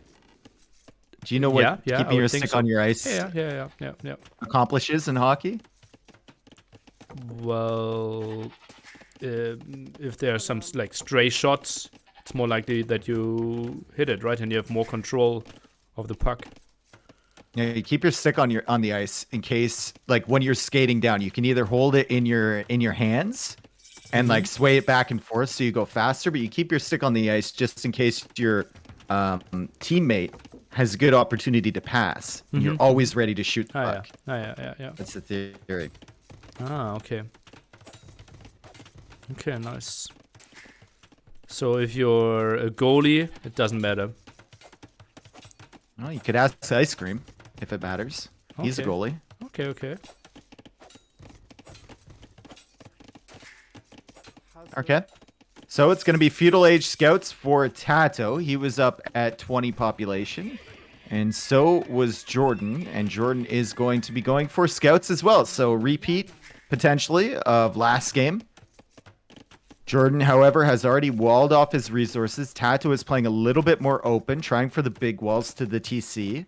And I think he can accomplish it. It looked like an open map, but gets a wall to that wood line and finishes the one to his TC. And everything but his berries should be pretty safe here. Looks like it. I think one spearman for TaToH. And oh, JorDan? Did he not scout the TC? No, okay. Now he's getting into the right direction. Would love to see the farm upgrade. Indeed, JorDan, I think, canceled the scout to fort that one. And TaToH should have the aggression. I'm a bit surprised how JorDan is out on the map there, being so much later. Okay, TaToH adding one more scout. And this set has so far been a lot less crazy than the sets we saw yesterday. For sure, especially the Vinchester. Did you check out the Vinchester Yo games? No. I was told to, and I'll Oh my probably God. do it before casting the semis. Okay. Absolutely insane games. Can only check the But both- results. Yeah, both of these players, slow build-ups here. Lithuanian Spearmen are going to be able to chase away the scouts from JorDan. 0-0 KD. Yep. Oh, Jordan already going on to gold. That is quite early, with only 4 on food? Or 4 farmers? That's He surprising. saw that little nook. He just wanted to sit into it. Actually not a big fan Seems of that so mining nice to him. camp. I think you need to have a second mining camp if you build that one as your first one. Okay. JorDan also with some inefficiency on the woodline. Okay, unsticks those villagers. Shift Qs a palisade wall once he chops through that tree. So he's playing really safe. And there's the archery range from JorDan.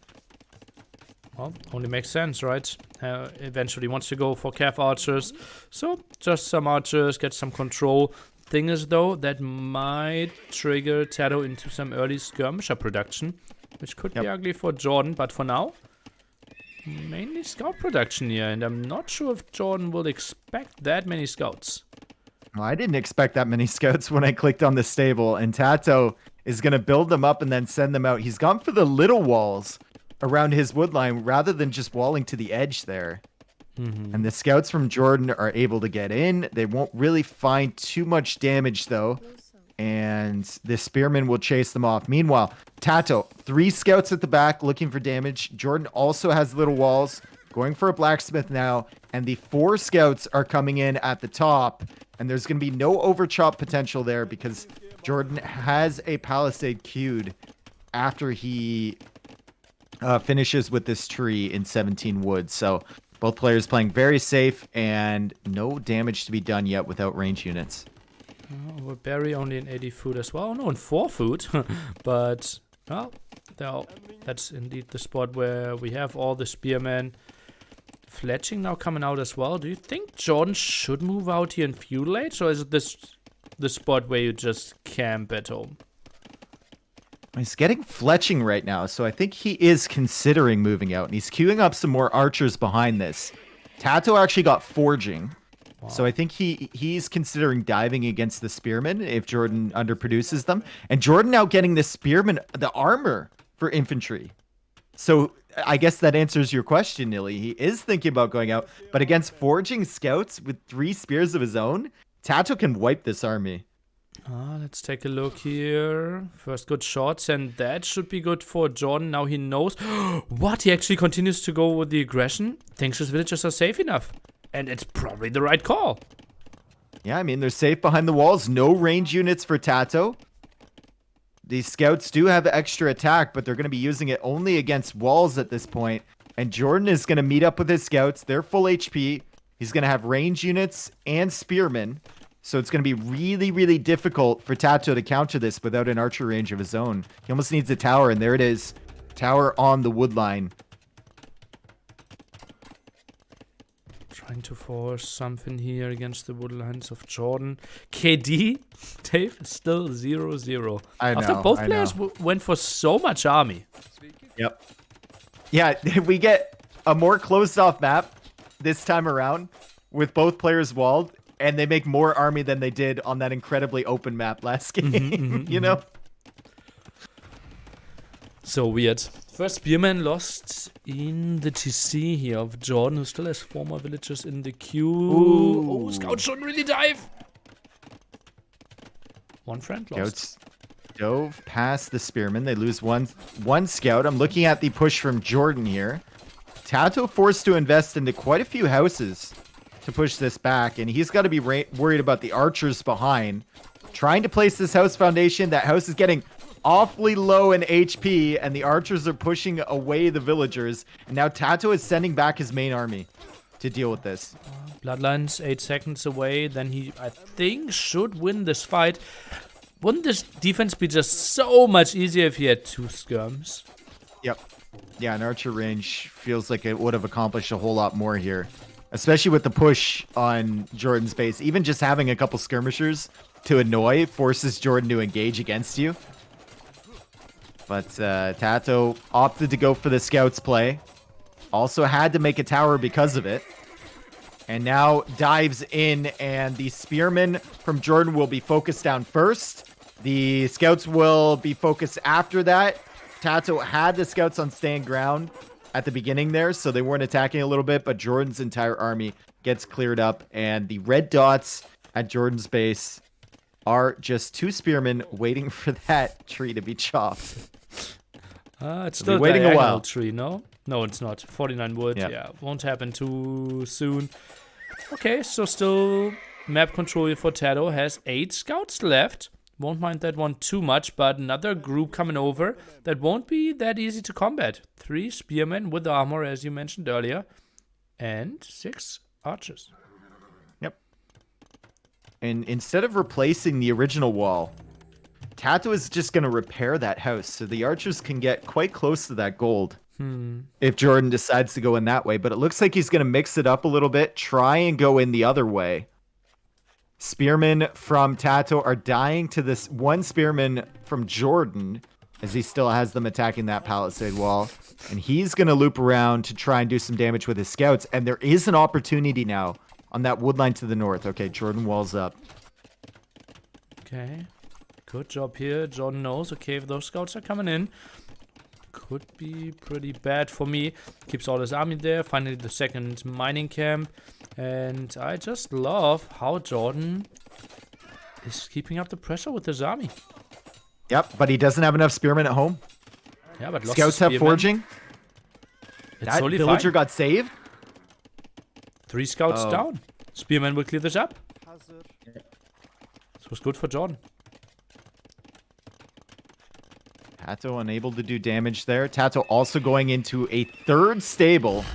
So he doesn't want anything to do with the Lithuanian skirms. And now the archers are looping around to that gold. And like I said before, TaToH didn't replace the initial house.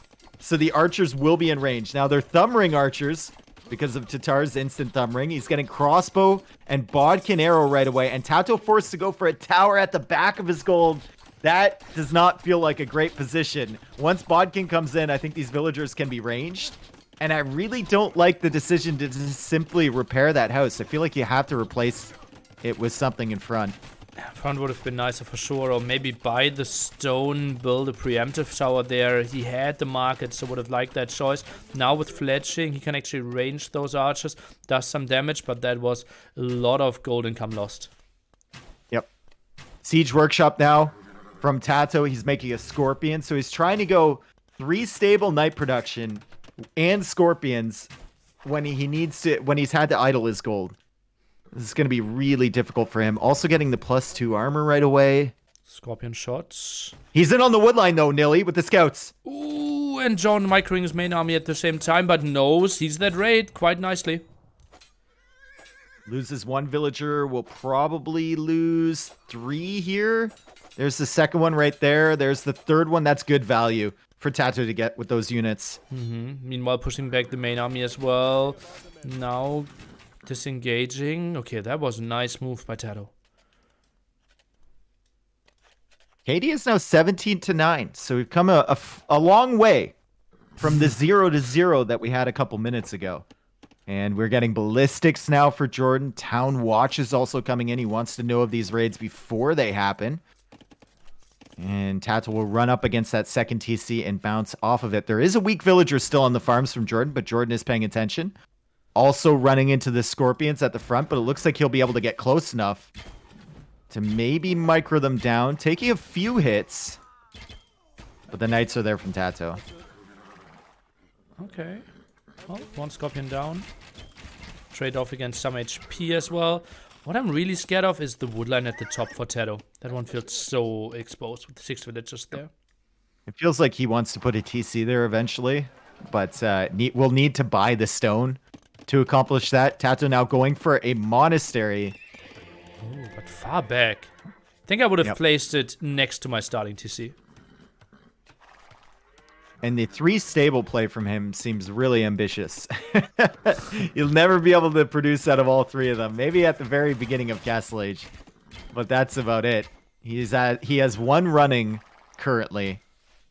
The wood line, like you said, is very exposed, and he's going to run away from that. Oh, he needed to get those guys into his base really early, though, and he's going to go to the north, and JorDan will spot this and hunt these down with the cav archers. All of these villagers should die here. Yeah, but some crossbows might suffer the same ending. Oh, he runs away quite nicely with them. Yep. There's 2 weak knights, and he has ballistics. I don't think TaToH can take this fight. Now the TC. Maybe with the scorpions here, though. But uphill shots? Oh my god, that was... Yeah, it's just so disgusting fighting against Tatars in early Castle Age with a hill involved. Mm-hmm. And TaToH wanted to overwhelm, but simply couldn't get onto the numbers. And now the momentum is going to be purely with JorDan. The Scorpions don't get the value that TaToH wanted from them. He's going for this TC over here, but the Cav Archers are going to be there, and he's going to have to abandon this foundation. And there's more army coming from JorDan. 3 range production, and TaToH just says, yeah, I can't come back from this situation. GG. Whew. Even set. 2-2 here. JorDan with Chatars, nice defense, but also weird decisions. TaToH there, +1/+1 before bloodlines, no archery range, no real protection next to his gold with such an open map again. Nearly no likey. Yeah. I want to hype up this set, but these games, I'm not going to lie, Nilly, have been a little bit dull for me. A little bit dull. All the same length, right? It felt like every game was between 25 and 35 minutes. Yep. Something like that. Ah, well, we had the Britons-Indians game actually going to Imp. But also not very spectacular, for sure. Yeah. Well, after this, we will have the Viper against Phyllis. Yep. Good fundamental play so far in this series, but that doesn't necessarily result in the most entertaining Age of Empires, at least for me. I can appreciate it. Okay. Loss for Lithuanians and win for Tatars, and now it is 2-2, and we're getting into civs that we might see a little bit crazier strategies with. We've got Sicilians left. We've got Mayans, so probably Eagle play. We've got Saracens for TaToH. Byzantines, Japanese. Some more unorthodox strategies maybe coming out here. Why is Japanese so crazy all of a sudden? Well, that's what you said at the beginning of the set. I don't think they're that crazy of a civ, but you said it. But why are they picked that often? Like, I think they're crazy because, like, man-at-arm openings, you want to make something happen, not the craziest late game. So I think they play really aggressively. But why are they picked so often? I think they're just a good... Like, think about an archer civ. In my mind, they're like a better Ethiopians. What? Yeah, because you can go into... You have bloodlines, and you can transition. If you lose your archer mass with Ethiopians, it feels like you're dead. With Japanese, at least you can like transition into another unit in Castle Age if you need to.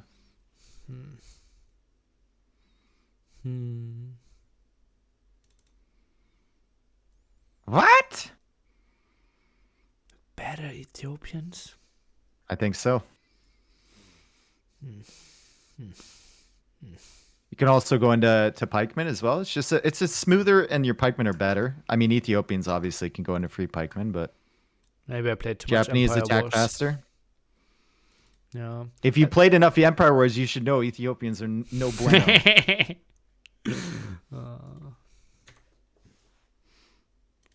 Sicilians Vikings. I think we saw this matchup yesterday.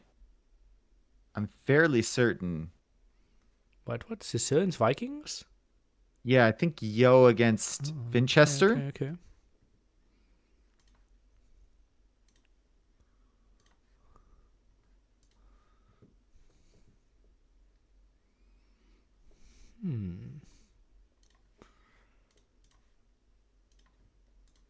It's interesting that JorDan has Sicilians here. I would normally, if you were telling me these two players and gave me these two civs, I would assume it was TaToH with Sicilians. Yeah. Stuff has changed, right? Especially after the Red Bull preparation. Like, the GL people jumped on Sicilians so much. Half a year ago, 100%, yeah.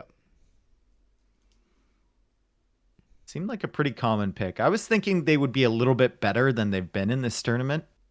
But I've noticed a lot of people playing cavalry with them, whereas I thought like opening scouts with them because they take less bonus damage from the spearmen. But from what I've seen, I think like the archer skirmisher opening a lot of the times does better.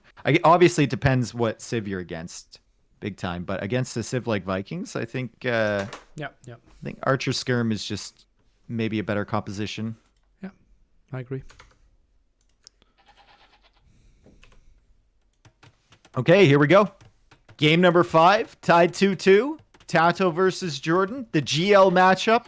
We have Sicilians for JorDan in the blue, and we have Vikings for TaToH in the red. And looking at TaToH's map, he's got a back gold, couple wood lines to go to, although the right side is a bit far away, and back berries as well. Meanwhile, JorDan, front berries, front gold, but his back wood lines are looking a little bit spicier than TaToH's are. JorDan needs to control that hill in front of his berries and the gold. And, well, against potential man-at-arm opening of Vikings, that could be tricky. But I think JorDan will be aware of that, will get enough range units out. I think TaToH won't mind his map here. Yeah, second woodline, not too pretty. But first woodline, gold and berries, as you mentioned. Pretty nice. Okay, and JorDan coming forward really early. So he's going to lame. He's going to take 2 goats from TaToH. Maybe revenging the goats that TaToH took from him in that... is it the Britons-Indians game? TaToH stole a couple goats? I think it might have been that one. Pretty sure. And he might actually take the other 2 at the back as well. Ooh. If he finds those, that could be really bad. Where's TaToH going? Did he see those 2 goats before and is now trying to chase them? I don't know. This is good for JorDan. He doesn't see the goats on the left side. And they are moving away. And JorDan is going to make his way to the back of the base. Not in time to lame that villager from TaToH. TaToH has 1 goat wandering around after this one is done. That's going to be rough. Imagine if he shot that rhino too with the TC. Ooh. That's GG then. Yeah. Yeah, well, then he has to go. Yeah. I think you can't win that one. Deers or zebra is pretty far away as well. Oh, this will be a nice opening for JorDan. And that also means that JorDan will get way better control over his hill. Because now the man-at-arm aggression, like 4 men-at-arms, pop 21, is out of the question for TaToH now. Yep. And look at JorDan hiding these goats in the corner. He went to the very edge of the map, and then he's going to skirt around the wood line. Yeah. TaToH looking for these with his scout. He's not going to find it. JorDan might actually find this extra goat from TaToH. No way, dude. Oh, that would have been brutal. Okay, TaToH saw the scout next to the wood line. That's why he's sending him in. I said skirt around the map, and someone types skirt in my chat. Oh, Dave shit. There's nothing quite like, rap hype men. You know, the guys that are at like the concerts that don't actually do any of the singing, but just like yell things into the mic. Yo. Or like skirt. I want that to be my job. Like screw streaming, right? I just want to be the guy at a rap concert that gets paid like hundreds of thousands of dollars to be part of the crew. Yeah. And every third set you squeeze in some yikers. Yikers. Ooh. TaToH's trying to push the zebra, and JorDan is being a little bit of a lamer boy here and maybe interrupting this. One of the zebra already went back, and TaToH's food situation is going to be really rough as he goes for a pre-mill drush. He's only taking this rhino. He has 1 goat left over. He can't push in the zebra, and he still hasn't made a mill, Nilly. Whoa, ugly spot for TaToH. What is this build order going to be? Okay, at least he gets the zebra now. Yeah. Oh. Did you know that I actually trained for, I would say, 2 weeks to eventually do a cast full with rhymes? But No, I it did. got really tough. I kind of lost motivation after I realized how bad I am. You could have explained that while rhyming. That would have made that so much better. Dave, did I tell you about the story? It will was be really a short tough. one. Don't worry. Rhymes weren't enough. Felt like it was rough. Dave, Fun stop stuff. interrupting me. It's enough. This is all fluff. We're waiting for the game to actually start, and it is a 2 militia drush for TaToH. Militia, Jordan they is look gonna strong. track this though. I think they're pretty buff.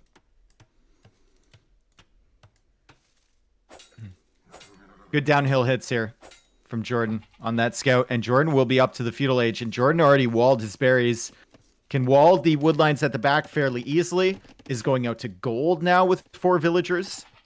So it's going to be an archery range opening here for JorDan in the feudal age. And TaToH, let's look at his food situation. He's forced to go for those walls again, very similar to game number 1 where he didn't have enough food.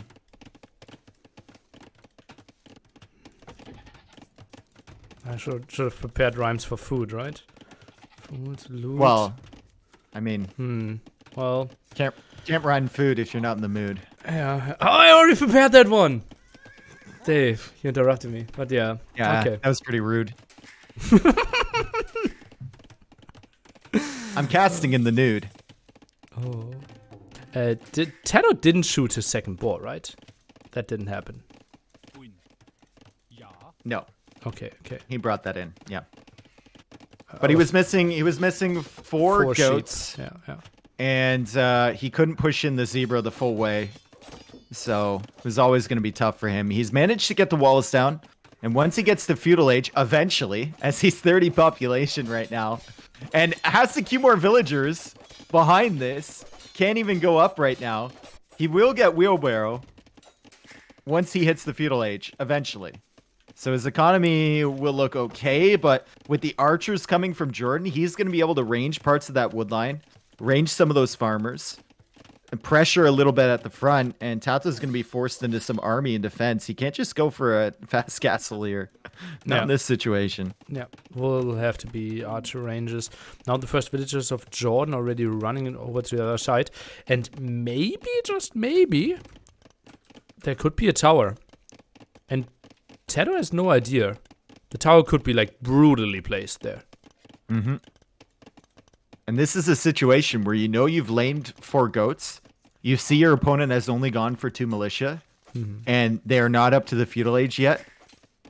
I mean, it feels like an optimal spot for a tower, even though towers Donjon, not a tower. or donjons. Sorry. Sicilians, I forgot about that. Yeah. Donjon can't be squeezed in there. That's right. It can't fit.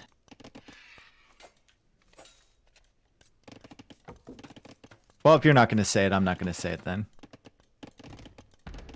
Militia, finding some value, attacking the villager from JorDan, forcing her back to the TC.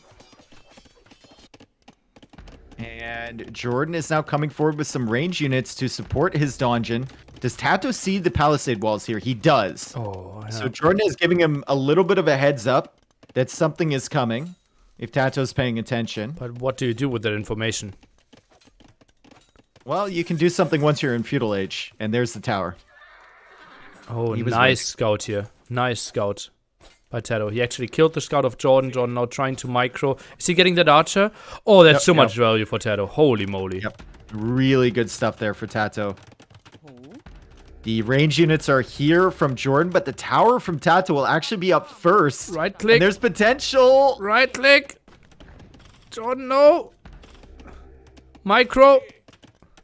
You have to finish this dungeon, right? Yeah, you I have think to. so. But how? Willpower. Okay. It's a start. If you delete that, can you make another Donjon. He's got 125 stone. 175. You need to get 50 out of 175.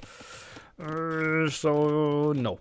No, he's missing 11. Oh, that's brutal. No. Maybe It's 175. Oh, is it 175? Yeah, oh, yeah, it is. It's more than a tower. Yeah. That's right. So mining camp here, maybe, for JorDan at the front? I don't like what he did there. No, he actually is using the market. What? He sold the stone? What? Okay. Well, I mean, TaToH is on the way to the Castle Age. So he did indeed make his way up to Castle Age with little to no investment. And JorDan just could not execute that dungeon rush. Forced TaToH into a defensive tower, and that's it. And TaToH is going to be way ahead of JorDan. And it wasn't even like JorDan was really producing that much military. Only 7 archers on the field right now. So a bit of a undercommitment to the dungeon rush. Undercommitment to the military production. And things are not looking too good for the German currently. He might lose control of this hill at the front, which you identified as a problem spot for him too. Yeah. I think the walls need to be different as well.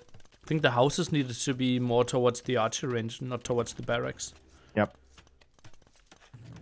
Give himself a little bit more space around that hill. He's going for the big walls on the sides.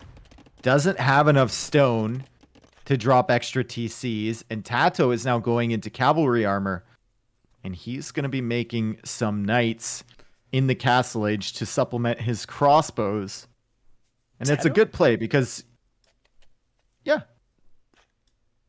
going cavalry armor. TaToH thought about going forward. He sent a villager around, build a house at the right-hand side, and then pulled the villager back again. Well, he's sending her forward right now for a siege workshop. Okay. Oh, those he might get in here, and he's gonna have crossbows. Oh, he spent the res on the knights, but he will manage to kill this villager, and maybe upgrade the crossbow soon. The upgrade is not coming in. Bodkin is not coming in yet, but he should probably leave an archer over there to hold the wall open. I do not agree with him just running in. He did not scout the gold, but JorDan is still open at the woodline, but has enough archers to clear this up. Should be 2 dead builds. Yeah, maybe. No, it saves that one. Oh! Should be 2 dead builds. She dodged, she ducked, she dove, and she didn't dip, so she died. And JorDan will now be pushing these archers away. I would have loved to see TaToH just hold open that wall on this side rather than diving in, or just keep a single archer there so the knights can follow up behind. But the knights were far away. He will open anyways with the mangonel there, and he will get that crucial hill, which he should never have gotten.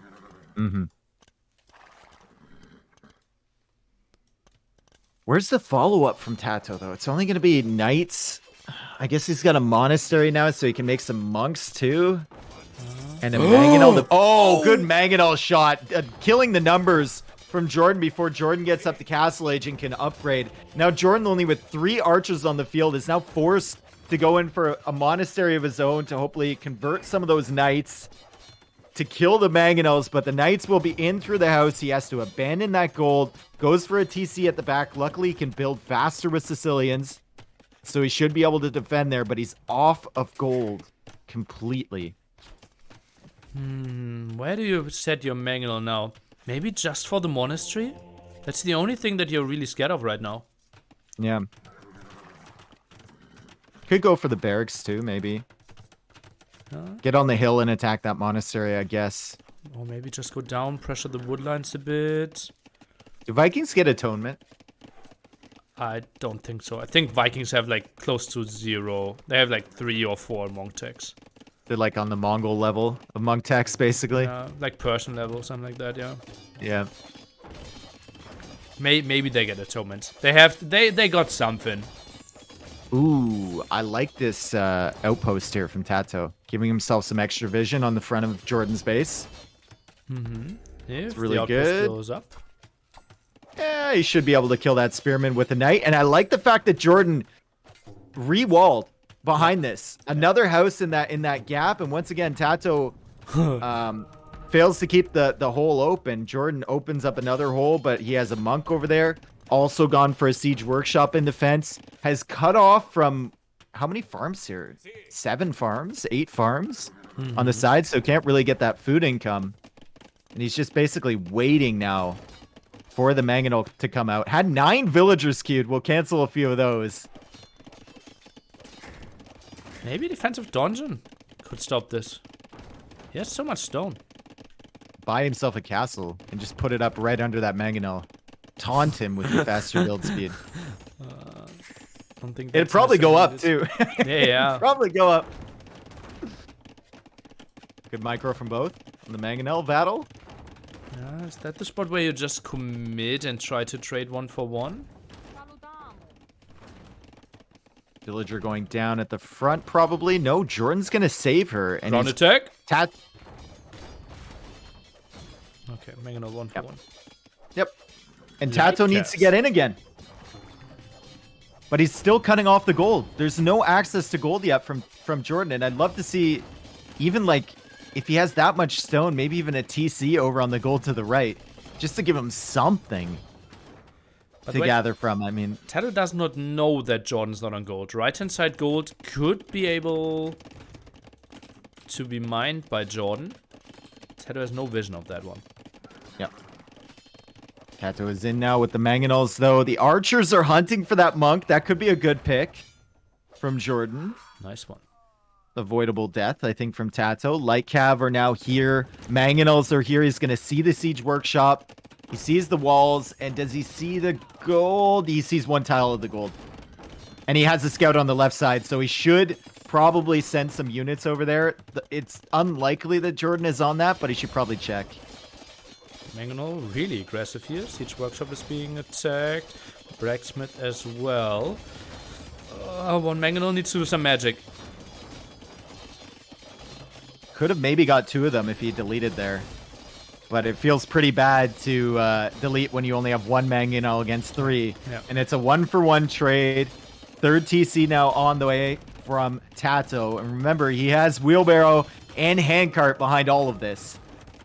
So his economy is looking quite nice. The siege workshop actually might go down before the mangonel comes out. He's repairing that. It's going to be close. Light Cav jumping in, 90%. Knights are going for it. Villagers are going down. TaToH gets another 1-for-1 trade there as JorDan deleted to shoot uphill. And the knights are diving now against the villagers. +2 armor on those knights. No Bodkin arrow for JorDan, so the TCs aren't quite doing as much as you might think. And lots of villagers dying here, and I think JorDan is about to realize that this game is over. John probably thinks, okay, TaToH is playing this 1 TC all in, but actually TaToH is sitting on 3 TCs here. Yep. And even if he was playing 1 TC all in, he still has Vikings. It's still wheelbarrow and handcart. Like, it's still a pretty good economy, even if that is the case. Oh boy.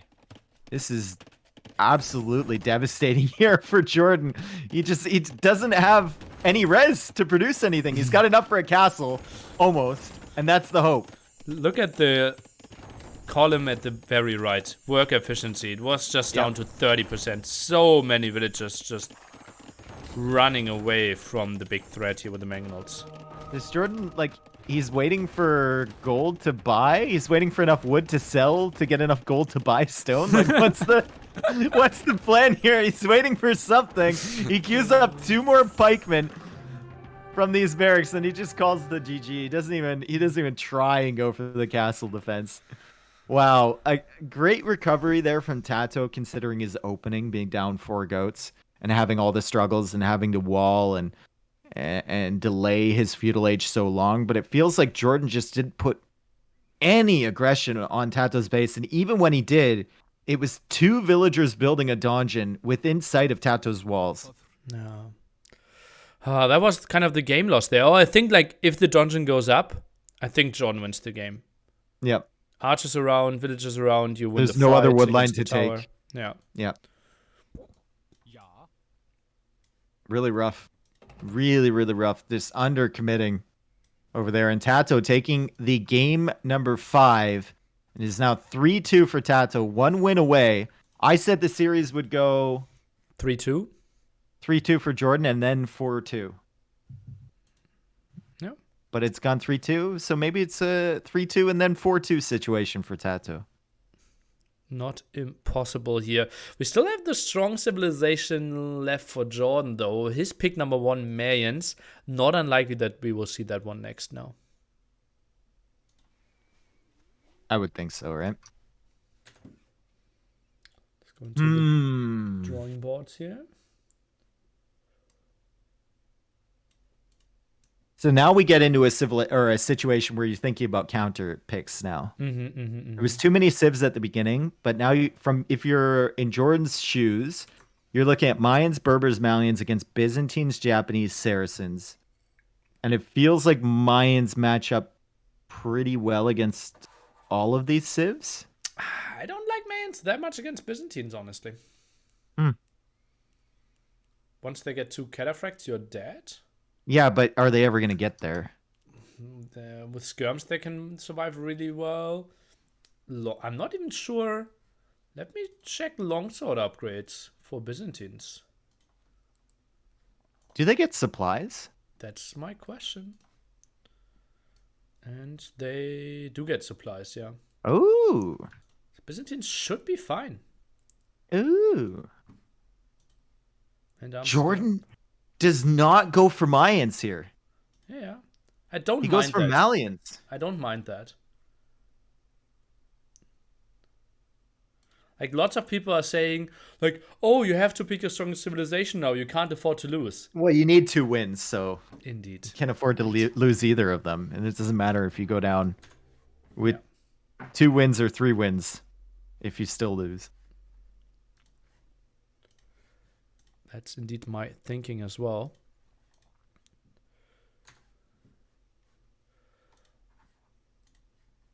Have you heard the T90 sheesh from when he co-casted with me? No. Oh, okay. I'll show you one day. I made him say sheesh. Okay. And it was as T90 as you would expect.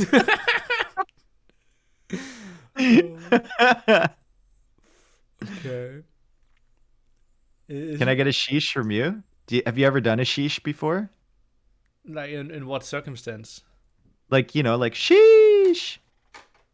Not really. Oh, you're too old. Okay. Sarcastically, maybe? Well, I did it a lot to, like, I'm not allowed to say that, but to make fun of my students, right? Because it was very common for my, like, 16-year-olds. They constantly, like, oh, you have to do this math homework till next week. And everyone's like, sheesh.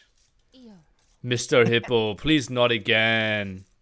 Did you floss as well to make fun of them? Do you do the floss stance from Fortnite? No. Oh. I don't know what that I want to see you floss. What is Not flossing? gonna lie. It's like where you have your arms straight and then you move them like in front of you and behind you at the same time. You know, and, like, that thing.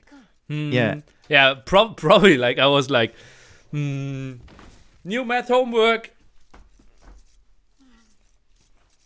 I don't see your camera, but I can envision exactly what's happening. I don't really know how it works, but yeah. Close. Okay, chat is saying close. All right, game number 6 here, and we got more open maps. At least for JorDan. Very open map. Oh, yeah. Oh, JorDan's map isn't pretty. Gold, close to the woodline.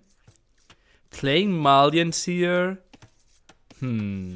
He's going to have to wall up that hill and then to the TC, I think. You have to abandon your berries at the front.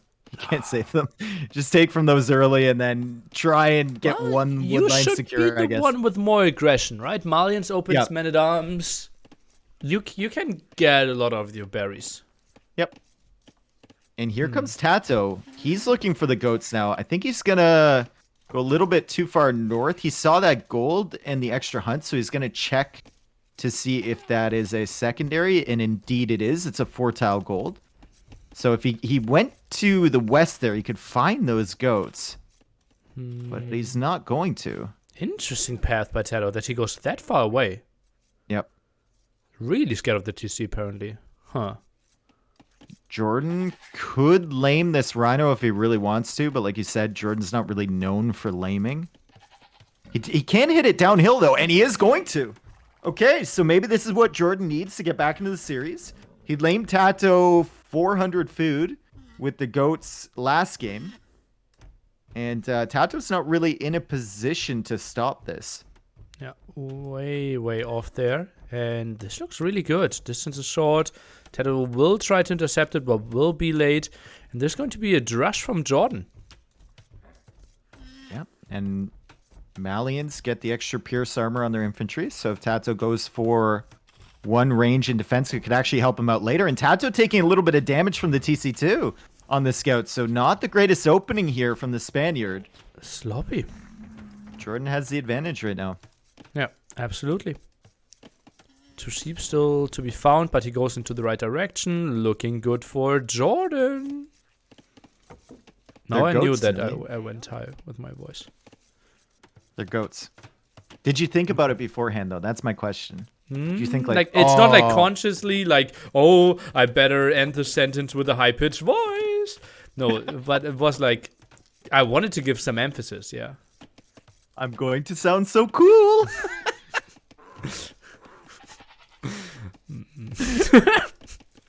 Well, no. We have fun here. Yeah. At least I'm having fun. I don't know about you. Nice. All right, Zebra being pushed in here from TaToH. He knows he got lamed. He's going to have to make up for it a little bit. And JorDan will have 2 militia already on the way. And those are going to go right to the wood line from TaToH. But TaToH will already have the walls down. So militia not finding much value other than forcing out those walls. And a little bit of idle time. I mean, that villager's just sitting there. She's thinking about chopping. She doesn't want to chop. Scared of the militia, maybe. Mm-hmm. And that's because of the walls. There we go. 10 seconds of idle time. Worth. Someone has to get those Christmas trees.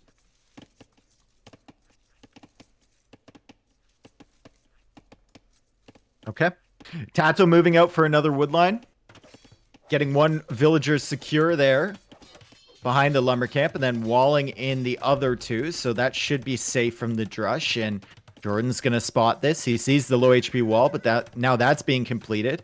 And no damage to be done there either. JorDan is about to click up to the next stage. He actually got loom and then queued a couple villagers behind it. Didn't have enough food. TaToH, in the meantime, is 1 minute away from going up, but has a whole 3 extra seconds of idle TC time. Absolutely inexcusable at this stage in the game. Oy, oy, oy, oy, oy. And this is a quarterfinal of a major. Yep. Shame on him. Yep. GL is rewriting the next renewal contract. Yep. Not allowed to play Age of Empires 4 anymore. 3 months prior to playing Age of Empires 2. Yep. Barracks coming up from TaToH. He'll have it in time for the feudal age. And JorDan is going up. Now in this position, Nilly, if this were TaToH playing right now, we'd see a couple more militia being added on the way up to to feudal age, and then you get the men-at-arms upgrade anyway. Ooh, yeah. He's really, really fond of that kind of stuff. And especially with Malians, I think it might have been viable because they get that extra little pierce armor. Yeah, yeah. You take 1 damage there from skirms, I think, anyways, right? Yep. But then even the archers doing less damage. Could have been nice, could have been nice. JorDan, by the way, had the chance to go for really good walls here. Didn't really happen. Ooh, what is this? Aggressive tower by TaToH. Is he expecting a fast castle here? Ooh, this might be bad, though, No, because no, JorDan no. could see it. No, no, no. I think he was thinking he played against Rush Fast Castle because of all the walls. But now with that timing, he realized, okay, no, that's not really what I'm playing against. Yep. And the militia are chasing the archer. TaToH forced to run away. Doesn't really have a force to fight this yet, even though it's just 2 militia. Should not really take any damage. Farms being dropped without the farm upgrade. JorDan on the other side. And a bit more for the I'm not sure if you can call it greedy approach. He's so safe, but for the more economic approach. Yep, and he's holding the army from TaToH. Unlikely that TaToH would have come forward with just like one archer and a spearman, but he still knows he's holding it at his base, giving himself enough time to complete the walls, which he's done. He's going to bring this villager around and trap the scout from TaToH. So now JorDan is completely safe at home and can just casually add his own archers from one range. Think about going up to the next stage. He still has these militia alive, and they're still distracting the army. They're only at half HP. Even after all of this, as TaToH goes for some big walls of his own. Now, what would TaToH do with his 2 archers? They would probably sit at home anyways. We still don't have fletching. He can't really move out. So it's not like, oh, he's distracting the army so much. What JorDan might be doing, like if he saved those, that could be nice scouting in the long run. Thinking about something like he's pulling TaToH into the lion. That's the plan. Ooh. Lion is going to get some great value against the archers here, Nilly. Could you say that JorDan is part of the alliance?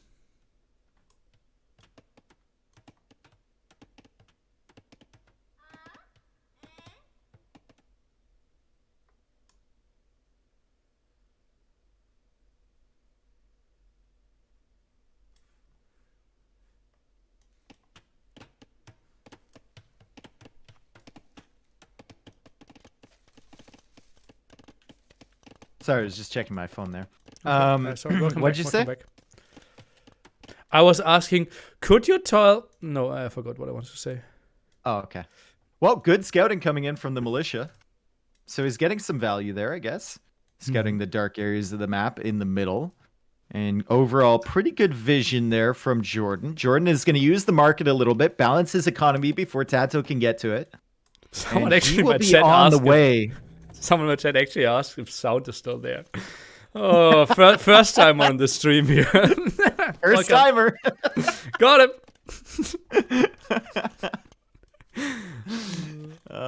Okay, so the archers are forward from TaToH, and he can range that farm from JorDan, be a little bit annoying, potentially coming through the walls, and definitely range that wood line. So JorDan's got to be careful here. Doesn't see the archers. He doesn't get Freetown Watch. Like TaToH does. Only 7 on gold for JorDan here, but only 1 archery range as well. I'm a bit surprised. Militia getting more value, chasing away the spearmen. Ooh.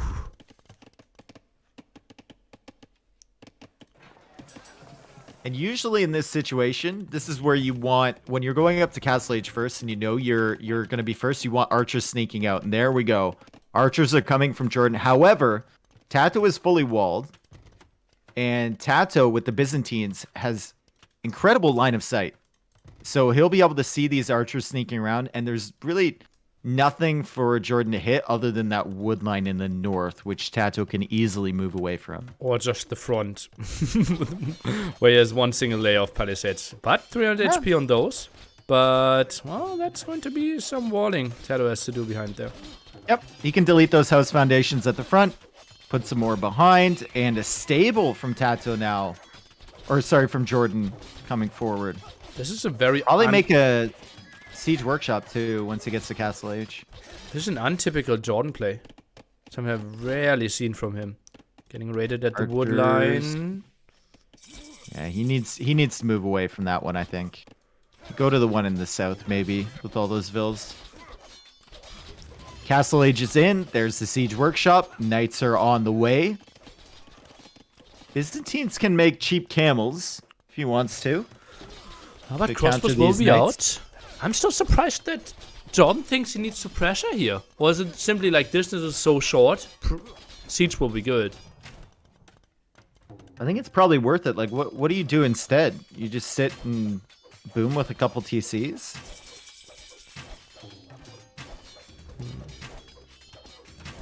The stable is what's confusing me. The siege workshop doesn't. Yeah. I mean, this is like next step would be probably monastery here.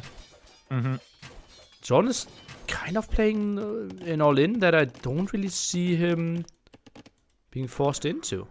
Look at this knight. He's got it over on the left side. He's looking for the archers from TaToH, but TaToH will get the upgrades. Yeah, just on time. And the knight without armor will die to these crossbows. He'll be lucky to even take out a single unit, and he runs away. JorDan needs to abandon that wood line for sure. There's weak villagers there. You need to do something about that. Secure it in some way or just move to the one in the south. Tricky spot here. Elite Skirm tag now for TaToH as well. And Byzantines is one of the best civilizations in holding. More HP on your walls, you get more vision, you have the cheap counter units. I really like the spot for TaToH. Yeah, he's getting elite skirmisher now. He seems pretty unconcerned about everything that's happening. And there's a TC now from JorDan on that wood line in the north. Maybe would have liked to see that on the wood line in the south instead. To protect that bigger area because he can still be ranged. Even with the TC there. To militia? No. There are other... Oh, militia not getting value anymore. Damn. Ripperino. There are both of his golds up there though. So that might be a concern later in the game. Expanding out to the north side. Somehow, TaToH has 3 crossbows in the center of the map, while the Mangonel did quite some damage to its own knight. And JorDan got a knight in to get some scouting. What a weird game. Could be a little bit annoying against only skirmisher defense, but no armor upgrade for that. Another knight looking to come in. It does not. Knight is on 10 HP. So JorDan will look to save that. And his knight is on stand ground at the back of his base. And because it has no armor, it's taking a little bit more damage from these units of TaToH. TaToH trying to push in here in between the two TCs. He won't get far with that crossbow army. And JorDan is still controlling the middle of the map. He's going to clear up these 2 crossbows with a knight.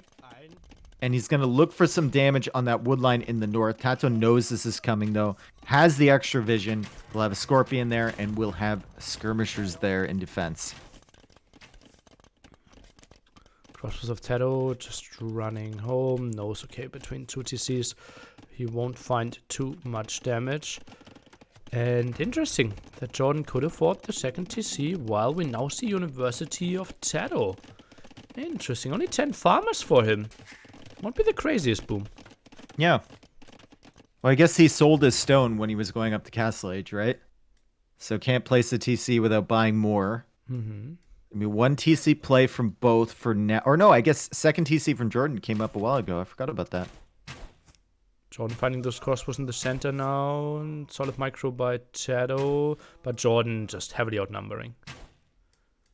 Skirmishers are on the way, though. And the university is going up, so he should have ballistics soon. Yeah, there comes ballistics. Good attack round there from JorDan on the crossbows. They were never going to get out alive, but he limits the value that they get as they go down. And he's going to start pushing on this left side again. He's going to run into problems, though, once ballistics are in for the elite skirms. And now there's going to be mangonels there, too, from TaToH. Is this a situation for TaToH where you could play 1 TC and then try and go up to Imperial Age? Yeah, I already looked at that, and that's exactly the moment when I looked, I only saw 10 farmers.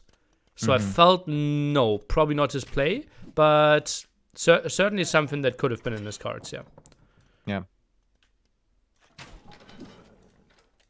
Crossbow's going down. Another crossbow goes down. Good snipes from TaToH. Ballistics coming in clutch, and even the knight goes down because it has no armor. TC will likely get placed. Okay, JorDan is going for foundations in front. Sends another 2 villagers. We'll lose some here, though. Huh, that army got quite some value. The house is forced, 2 wilds down. Somehow the zebra had to die as well. And TaToH has to be happy. Bought himself quite some time. Nothing in the queue. Now 1 crossbow, 2 villagers. I think this is the in-play. Yeah, monastery being dropped. I think he doesn't need the monastery, though. Siege Workshop, University. I don't really... Maybe that was a reflex? Maybe. Seems like he could have used his wood for other things. He's actually going to find this monk in the north from JorDan. So that's a good pick from him. JorDan attempting to go for the relics. And JorDan is the first one on the way to Imperial Age. But to do what? I don't think that's really how Malians work. You need a strong economy with them. Yep. Oh, What TaToH now using the transition into? market. He's going long swords. Ooh. Oh, or I guess champions, but he's never gonna afford champions. Yeah, that's... He has 21 farmers. This is so far away for him. He has only one barracks. He's adding the second one now. Food count is definitely going to be the issue for him. If only he had kept those militia alive, Nilly. They had a hell of an army. I don't see JorDan getting onto the proper numbers here. Thing is, He's like, on stone, if you too. get on 10, like, 10 Arbalest still out micro you. Yep. JorDan is on stone, though. He has 10 villagers on stone, so maybe he's thinking, I push him back with my infantry. I still have siege on the field. That can help, and then I get a forward castle somewhere.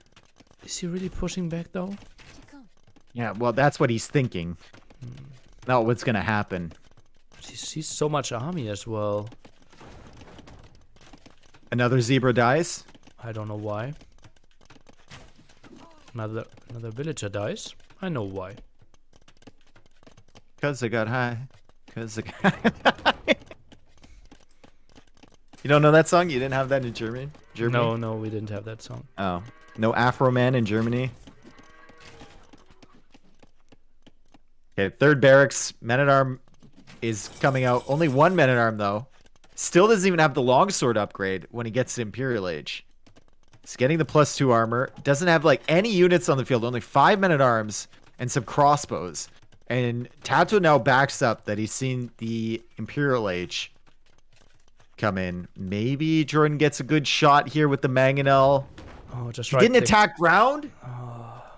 Oh, man. 1 for 1. Yeah.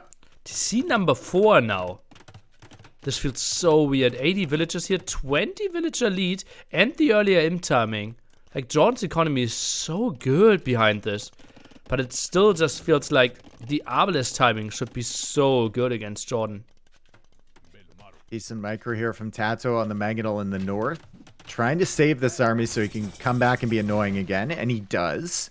TaToH now reaches the Imperial Age. He added a second TC on that transition period. He's got quite an army to upgrade, too. Which is a different story from JorDan, who has to build his army now. TaToH with 38 range units that he can immediately get chemistry and bracer for. Yeah. And chemistry is the more important upgrade here over Arbalest, simply because you want to mix in like 3-4 hand cannoneers and maybe even bombard cannons. And it affects your skirmishers. You can get into that unit line, so it's just probably a better investment early. Well, let's see now. Crossbows on the hill should do nothing against that army. Tries to go for some Sud micro, and those longsword need to run. He needs to get the upgrades in. Oh, only 11. I think this is an army that's so tough to micro. Or like TaToH, if he just fully micros this, should just pick them apart. Yep. I mean, if JorDan ever does get all the upgrades and gets into champions, this is going to look really... Like, this army from TaToH is going to struggle against that from JorDan. But TaToH is teching into hand cannons. Eventually, anyways. Going for bomber cannons right now. So he should be able to deal with them. And if he goes on to stone, he can even make cataphracts, which would be really good against the infantry as well. TaToH goes deep. This is a risky move. And here come the two-handed swordsmen. Is it enough, though? Also, JorDan needs to delete a bunch of these buildings to get us around.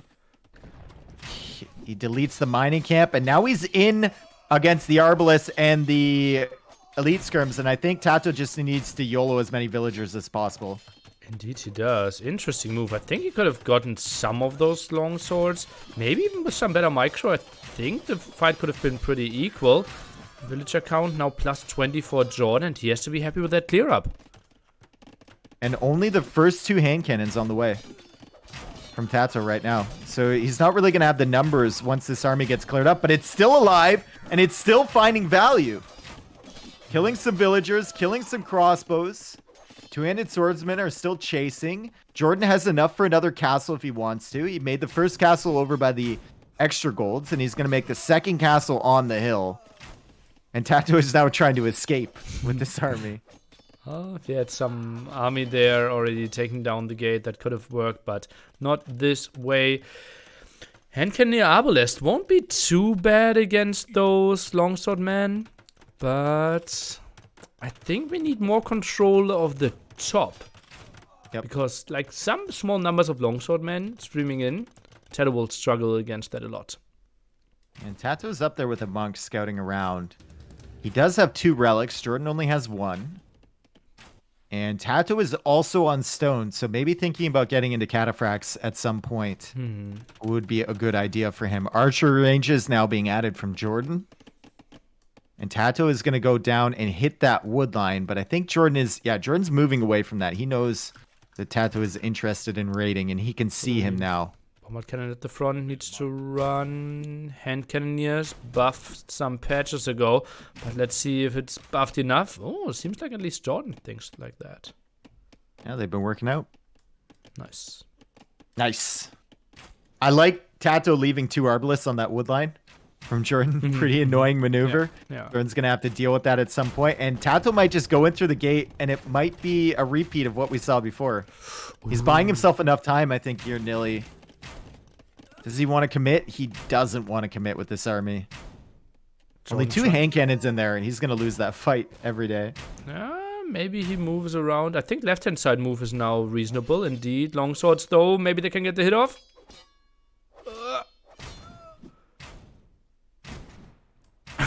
And good maneuvers there from JorDan to get in front.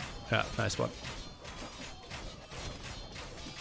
Gets it clear up against the whole army, but still no champion tech, and he actually goes into knights now. Yep. Ooh.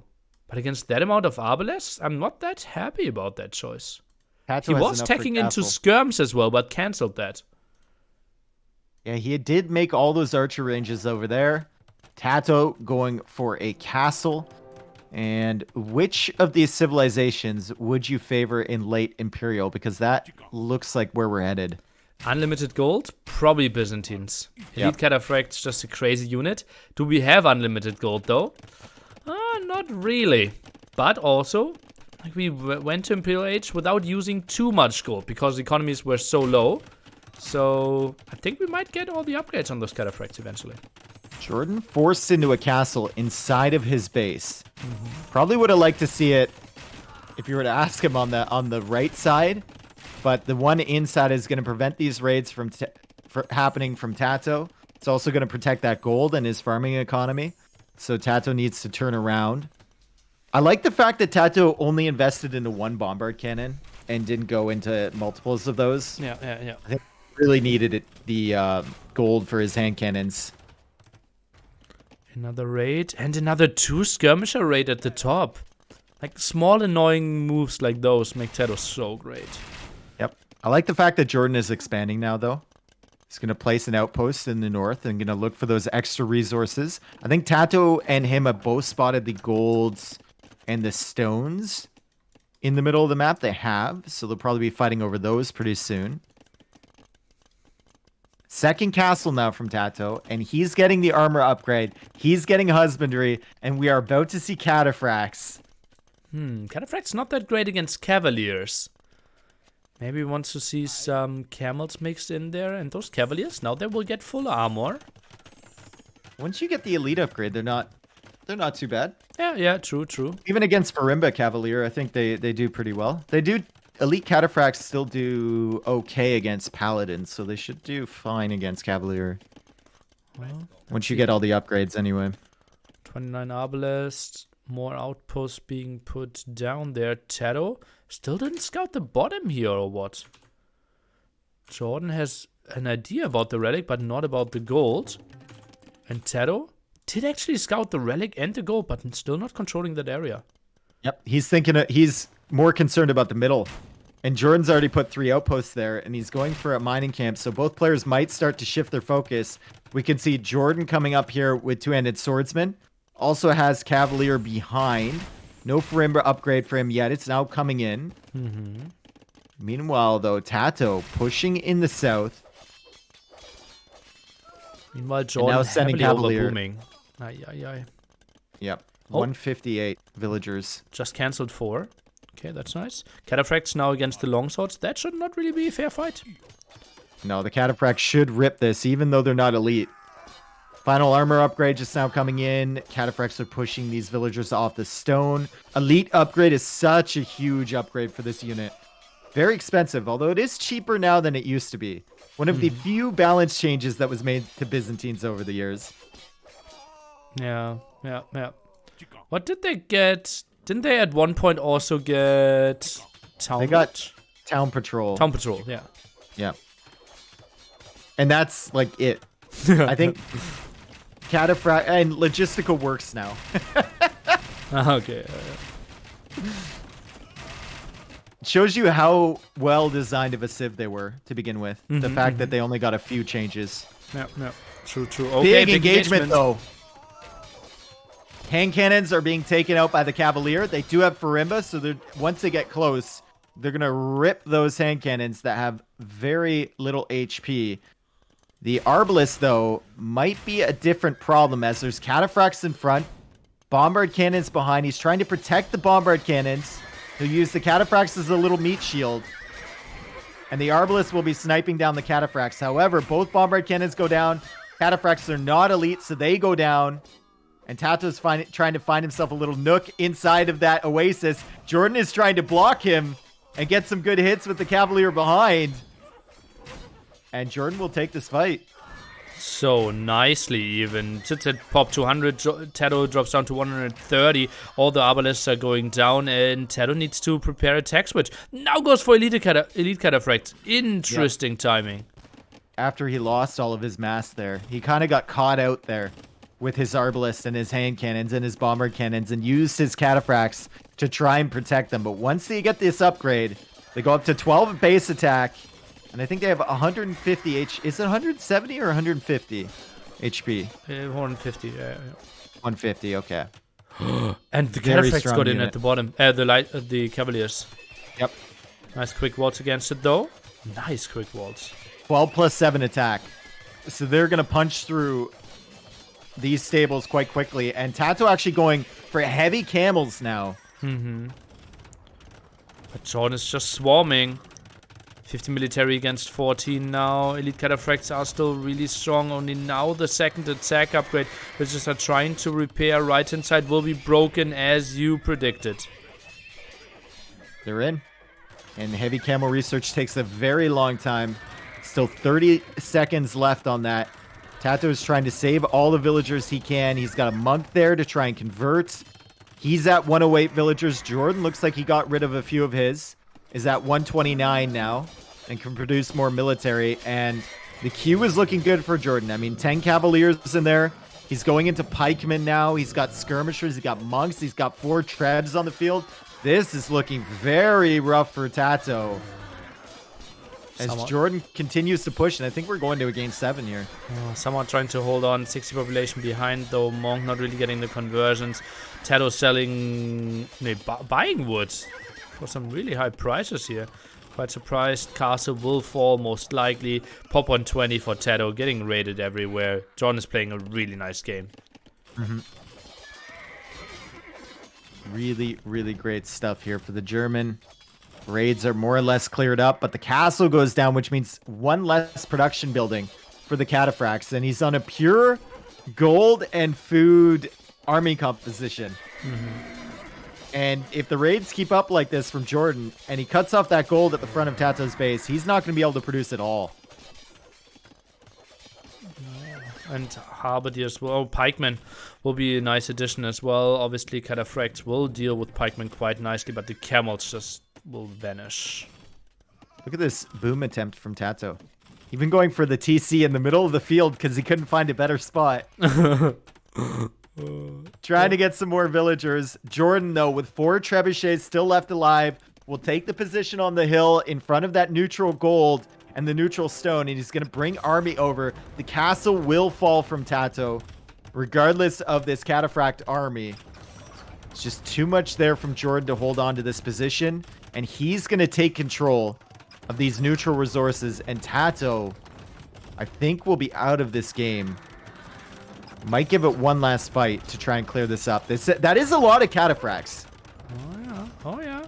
Lots of HP on them as well. House to block this one off. Very close fight. Obviously, Logistica is not in. Camel's now behind this one. I think TaToH will win this fight, but will he win the battle? I don't think so. More reinforcements coming now. Even Arbalest. Mali and Arbalest here. No bracer on them. Some we don't see too often. Pushing this back quite nicely. Castle under some threat with the trap behind this one. This was a really good fight for TaToH, and all of a sudden only 30 pop difference.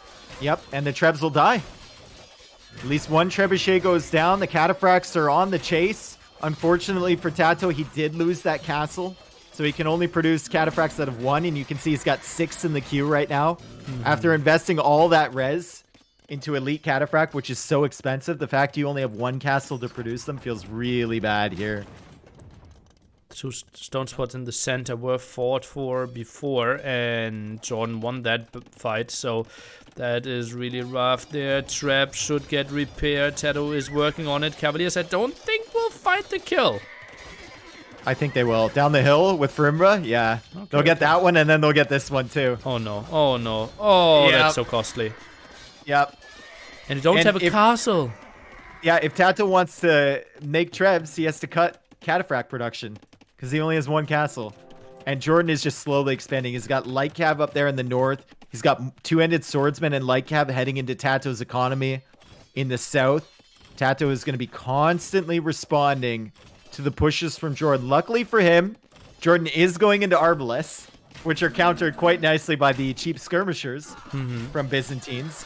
But I feel like it's just going to be a game where JorDan slowly overwhelms TaToH. Well, let's see about that. That's a horrible fight. That's a horrible fight for Malians. Skirms will now be really good. Full HP. And look at the eco upgrades. Imp upgrades coming in for TaToH. Oh my god! JorDan still sitting on the feudal age tax. no bow saw, no heavy plow. You know Memb is like having a heart attack right now, right? Very as likely. soon as he notices that. Yeah. More Arbalest dying here from JorDan. I feel like we need to see probably more light cap from him raiding on the sides. You see some coming into the base, and TaToH wisely re-walling with his stable in his farming economy. But JorDan has found the gold in the south.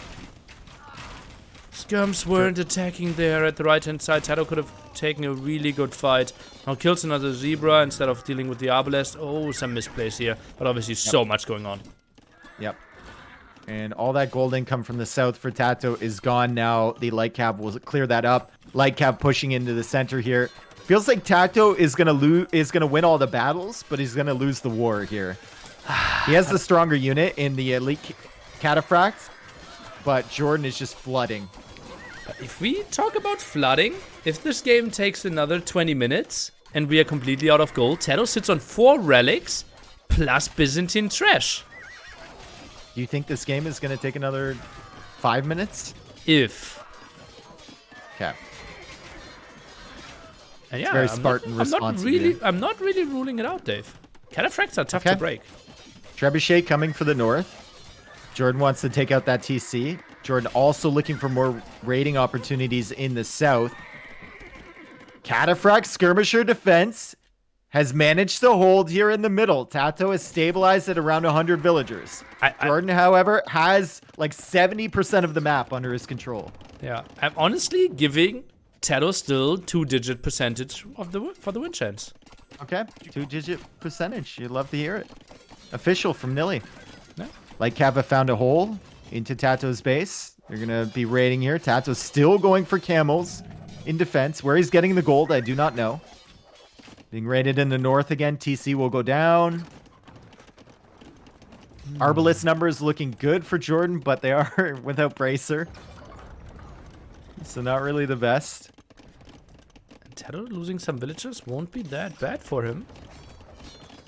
He will buy and now he's himself some checking time. into the pikeman line. He's getting all the upgrades. So he's thinking, if I'm gonna win this game, it's gonna be in the long run. And I want all my upgrades available to me. Well, makes lots of sense. Still reasonable amount of resources. Now out of natural gold income, relics have to be the one that carries him.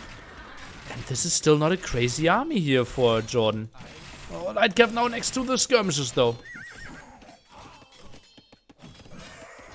And these are Farimba Lightcavs. 7 plus 7. 14 attack on these bad boys. If they ever get close, the skirmishers will die. That TC goes down though. TaToH pushed off another wood line. He had nothing left in the north. TaToH pop 170.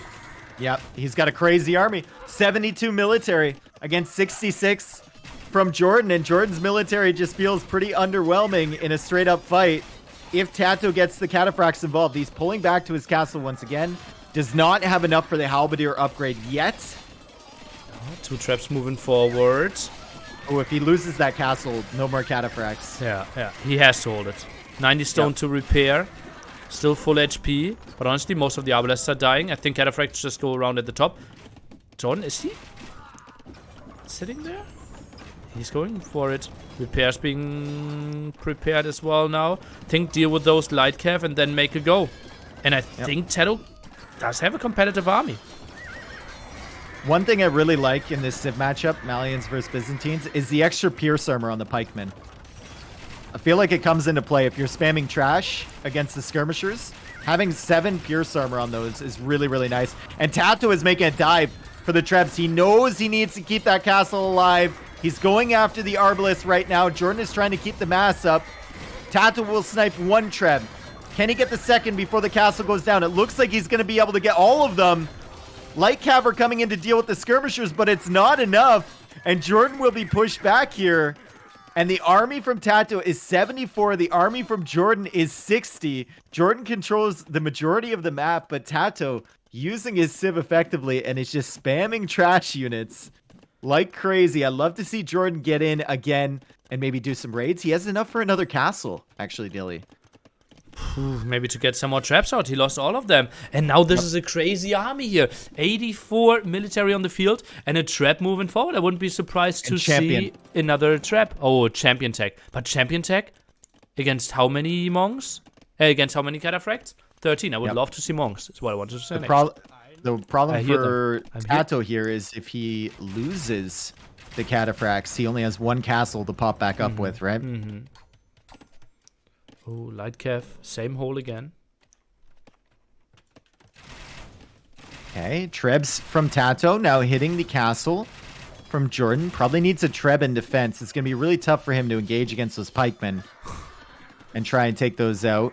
JorDan is in the back now. This is a pretty crazy game here. The fact that TaToH is able to hold. How did JorDan not lose a single arbalest? There were like 40 skirmishers shooting at the arbalest. And JorDan out microed perfectly. I don't understand how that happened. Did he use... I wasn't looking at that. I was looking at the raids. Did he use the split formation spam? Yeah, no, not really. I don't know what happened. Ooh. Cataphracts are out of position. Cataphracts were dealing with the Lightcav at the back. And the champions are here now from JorDan. Trap needs to run. What? Does he just... Or both players just pretend like it's not there? Okay. TaToH's like... If I stay still, he'll never see me. Both players now pop limit. Champion, such a crazy good unit. Bombard cannon, trap now being added by JorDan. Skirm still holding there. And you mentioned earlier, 70% map control. TaToH in the long run will have problems with the wood. Yep, but TaToH does have 4 relics in the long run. So he will have better gold income once all this gold is gone. Unfortunately for him, there is still gold available, and there's still stone available. And JorDan has the potential to make another castle here. Also has a bombard cannon out. TaToH's probably going to dive for that. JorDan needs to pull that back right now. Indeed does exactly that. Cataphracts now dealing with the champions. Halberdiers at the top. Ooh, that's such a tough battle to micro. TC will likely go down again. If TaToH wants to add more TCs, he needs to buy stone too. With gold that he doesn't currently have. He's getting the armor upgrade. Has a lot of food in the bank, has a lot of wood in the bank, but is running out of wood lines like you mentioned. Goes for the one at the top there, accepting that the TC will go down. Skirmish is trying to fight there. Really clumped up. Bombard shot could be crazy. Not really happening, though. I like JorDan's forward buildings at the bottom. I like that. If TaToH goes out for those wood lines, it's going to be harder for him to secure that with production buildings from JorDan there. And he's just slowly tightening the noose around his base. I think JorDan just needs to be careful not to lose too many of his super valuable units and slowly grind down TaToH at this point.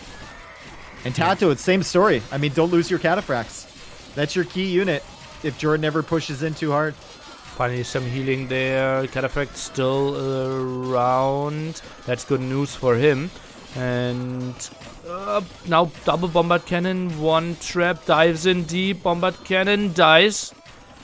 Trap really ambitious here as well. Yep. Rams from JorDan at the south too.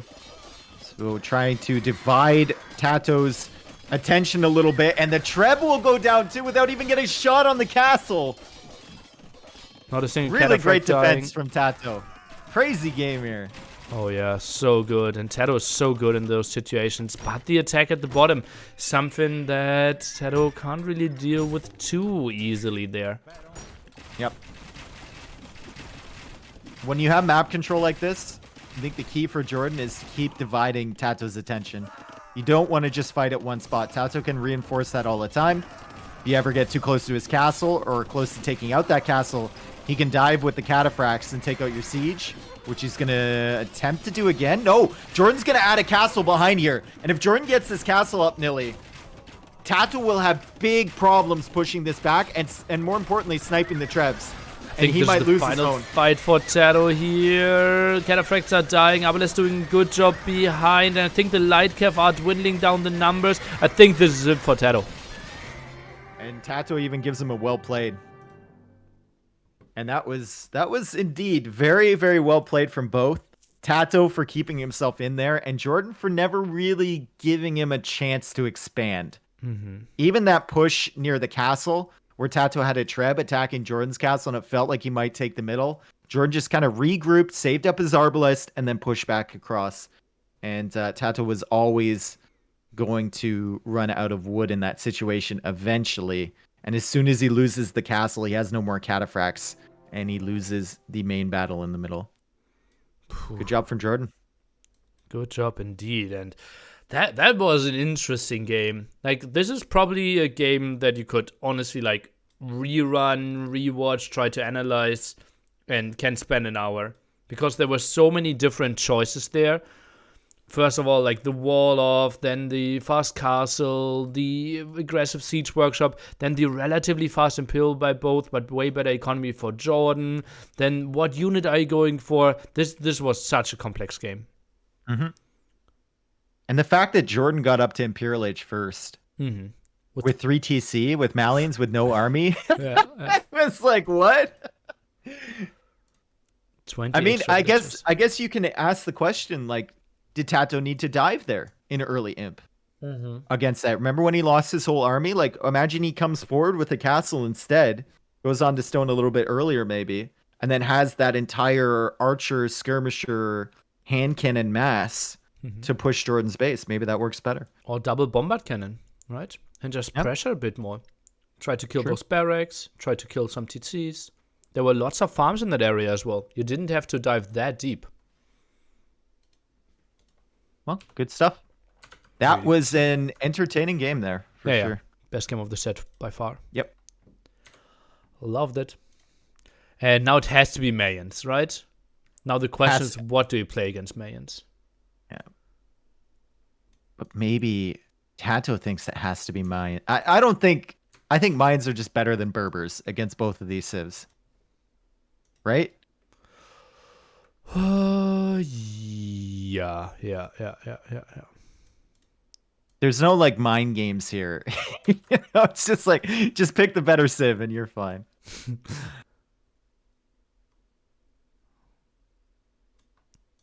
Such okay, game number 7. What do you pick against Mayans though? Is it Japanese full man-at-arms skirm aggression? Don't think Saracens are that good, are they? No. Can they find the timing? They have like a window in early Castle Age. And then after that, if you didn't do enough damage, it feels like a slow downhill thing. Unless TaToH has something else planned with them. But I feel like it kind of has to be Japanese. Japanese can go for a lot of aggression, right? Man, should probably not get onto that crazy crossbow ball. Eagles won't be that good. I think Japanese are solid. Yeah. Maybe we see Saracen cav archers here, Nilly. Maybe the TaToH would do it. And it will be Man, mains versus Japanese. Yeah. That is one of the bonuses that I miss the most from original AOC, the +3 damage against buildings. I thought that was such a cool bonus for the Saracen cav archers. Yeah. You used to be able to nuke TCs with that, and people would like never expect it. Obviously, it was not very applicable in like a competitive 1v1, but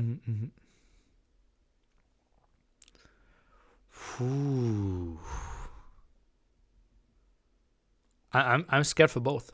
I want neither to lose. Well, you're their teammate. Even if I wasn't their teammate. I don't know who would be my. I've met TaToH one more time than Jordan. And I've known TaToH for longer, so I think I'll get behind TaToH a little bit here. Okay. Also think about what's the better semifinal. The winner of this one will play against the winner of the Viper against Vilissa. Probably Jordan would result in a better one, but The TaToH would be a little bit more unique, I think. Yeah, the matchup that excites me the least would be Jordan Vilissa, because I think it's meta every game. Yep. Jordan Viper, I'm fine. TaToH versus either, I'm fine. Okay. Yeah. So far, the best result if you root for both? Yeah, true. No, the key is you need to bet on one, and then you root for the other one. So even if he loses, you get money. Yeah, that's the no balls approach. Mm-hmm.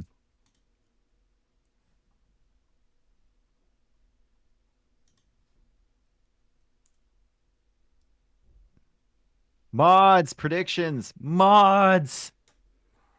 Obviously, my chat is full of predictions already. My mods are so fast and so predictable. So smooth, so clean, so beautiful. Yeah. Am I modding your channel? Yeah, very sure. Okay. Because I wasn't for a very long time. I was only a VIP. Okay. Well, you're more of a VIP than a mod. I think you didn't trust me, to be honest. Yeah. I don't blame you. Well, it took you less time than MBL. I think MBL was modded and then unmodded, and then after like 1 year of okayish behavior, I modded him again. Okay. Well, Japanese versus Mayans, game number 7. TaToH looks to have quite a nice base here. We've got the 4 woodline generation of this KOTD map, and if he puts a few houses at the front, he's pretty secure. But JorDan coming forward right away with the eagle, attempting to lame. TaToH taking the first elephant in, the one at the front, and he's going to shoot it. He killed the elephant! He killed it again! He killed it again, dude! 2 games in this series, TaToH kills his elephant, and now he needs to go for the one at the back. And if JorDan lames this, it could be all over for TaToH. -2 sheep already. 1 down. Bop. Oh. Now kills the one even TaToH. Oh no. Oh no. Oh, dude. Another last game of a set disaster. I mean, at TaToH least he's Japanese, so he can go and mill the hunt, maybe? Let's see if he kills the elephant first. Oh no, he doesn't. He doesn't even shoot it. It's like, I've had enough. I've had enough. I'm doing this the old way. Sometimes the old ways are best, Nilly. Especially in a tournament situation like this where you've already killed one of your rhinos previously. Forced to get loom, too. Oh, my God. not the start you want to see from TaToH. What are we playing now? Drush? 2 militia Drush? Oh, TaToH Scout? Minus 600 food, by the way. Oh, yeah.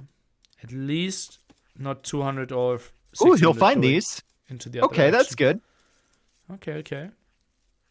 Good. He finds the 2 goats. Potential to find the other ones on the eastern side or northeastern side of Jordan's base if Jordan doesn't scout up that way. I think maybe Jordan saw those. Yeah, he saw those before, so he's going to find those. TaToH could potentially find them as they're coming back, or he could potentially lame that elephant, but Or he could TaToH potentially running into the TC. Still full HP though. Yep. Jordan sends the goats to the top.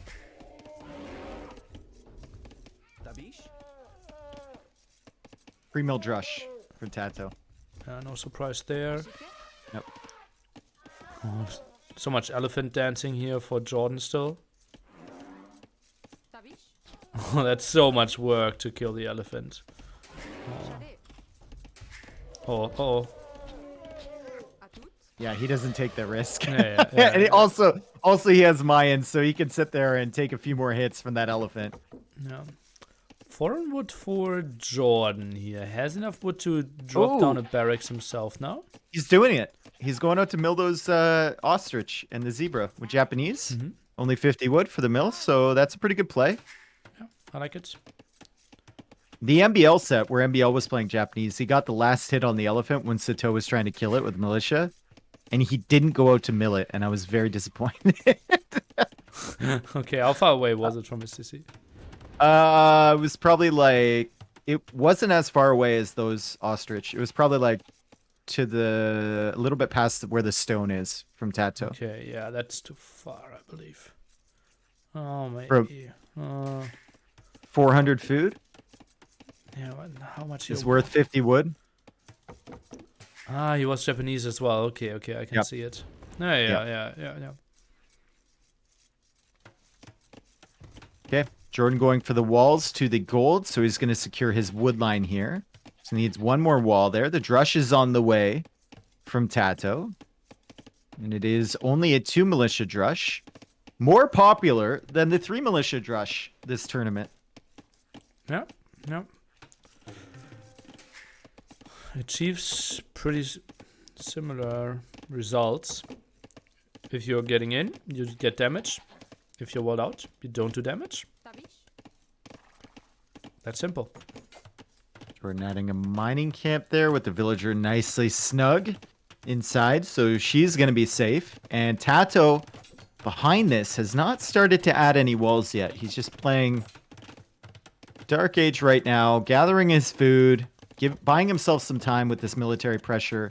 And Jordan will open with an archery range in the next stage. Why is TaToH on so many stragglers? He has 11 on wood right now. I think he needed to send more villagers on berries. I think with that horrible start, he needed... Lots of idle time too. Those 3 vills under his TC. Okay, just now adding farms. He only has 2 on berries. Like, why... He seems frazzled right now, Nilly. Yeah. I'm a bit surprised as well. And now villagers walking out. Oh no, that will be horrible walls. Oh no. How he is walking. I'm already fearing them. Who? The villager at the bottom. He will build massive walls. Ah. Or is he still searching for like... something? Oh no, he was looking for woodlines or what? Ah. Oh yeah, TaToH was looking for woodlines to wall with. Okay. Yeah, Double checking, see if there was a hole there, and there's the walls.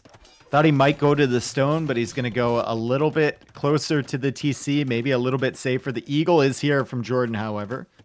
Still on 36 HP. And the archers are on the way. TaToH engaging against this palisade wall with his drush. Not really accomplishing too much. Maybe if Jordan doesn't pay attention, he might be able to get through. But he should have the walls up in time. Yeah, seems like it, especially if the archer is going back. Ooh, he for the could defense wall first. this eagle in too, if he wanted to. Not gonna lots of happen. work, lots of work. Eagle won't find too many crazy things. Scout is being sent back, and then in Feudal Age we'll deal with the Eagle. TaToH going to gold, so likely an archer range behind. And even after all of this, he'll be up to Feudal Age at a decent enough time. Okay. Definitely not enough resources in the bank to go up to Castle Age. But he should be able to defend with a few skirmishers. And he's still holding an archer from JorDan at home with this Drush, bringing it to the back of his base. And actually bringing his scout around. It might get good value with the scout. If he engages against the archer once he's in Feudal Age, yeah. Yeah, he can't win that. Not yet.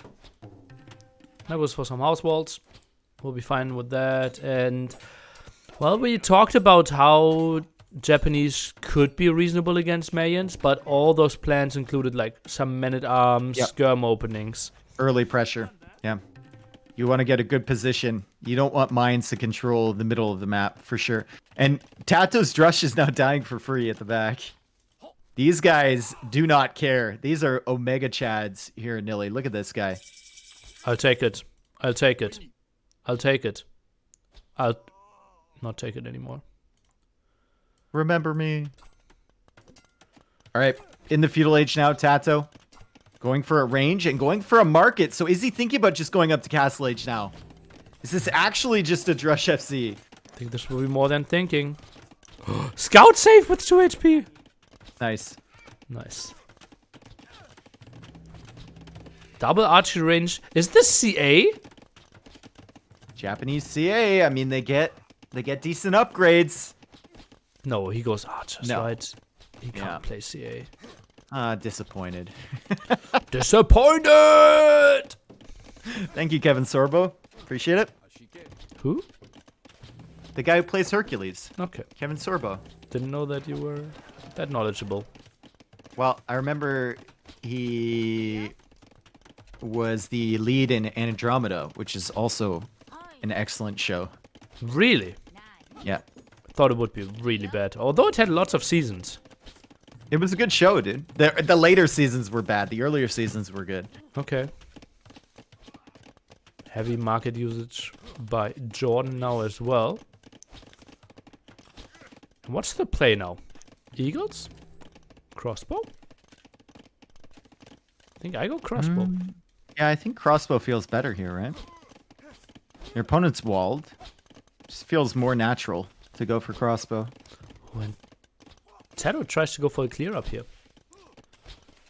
And he's moving all his army over. He's got a couple skirmishers and a scout. Fletching is on the way. Castle Age is also on the way for JorDan. He's a minute behind. First wood upgrade just now coming in from TaToH. And important to note that he didn't have the farm upgrade either. So at some point, all of his farms are going to begin expiring. He's going to have to find the wood to replace it, which is going to hurt.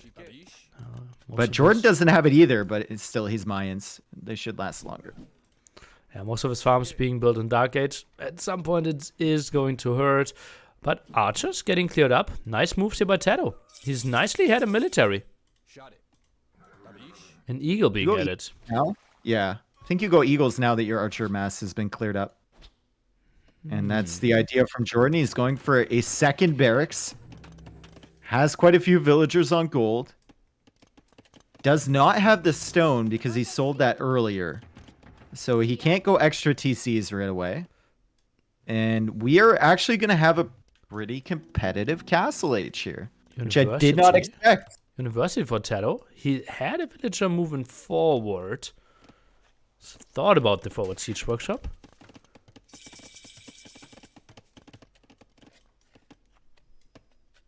Okay.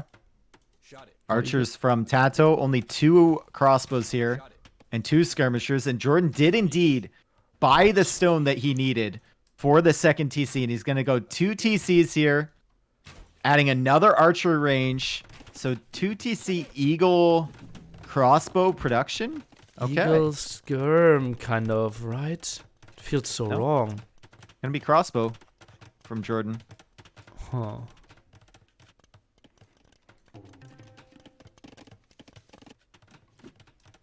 No second armor upgrade, though.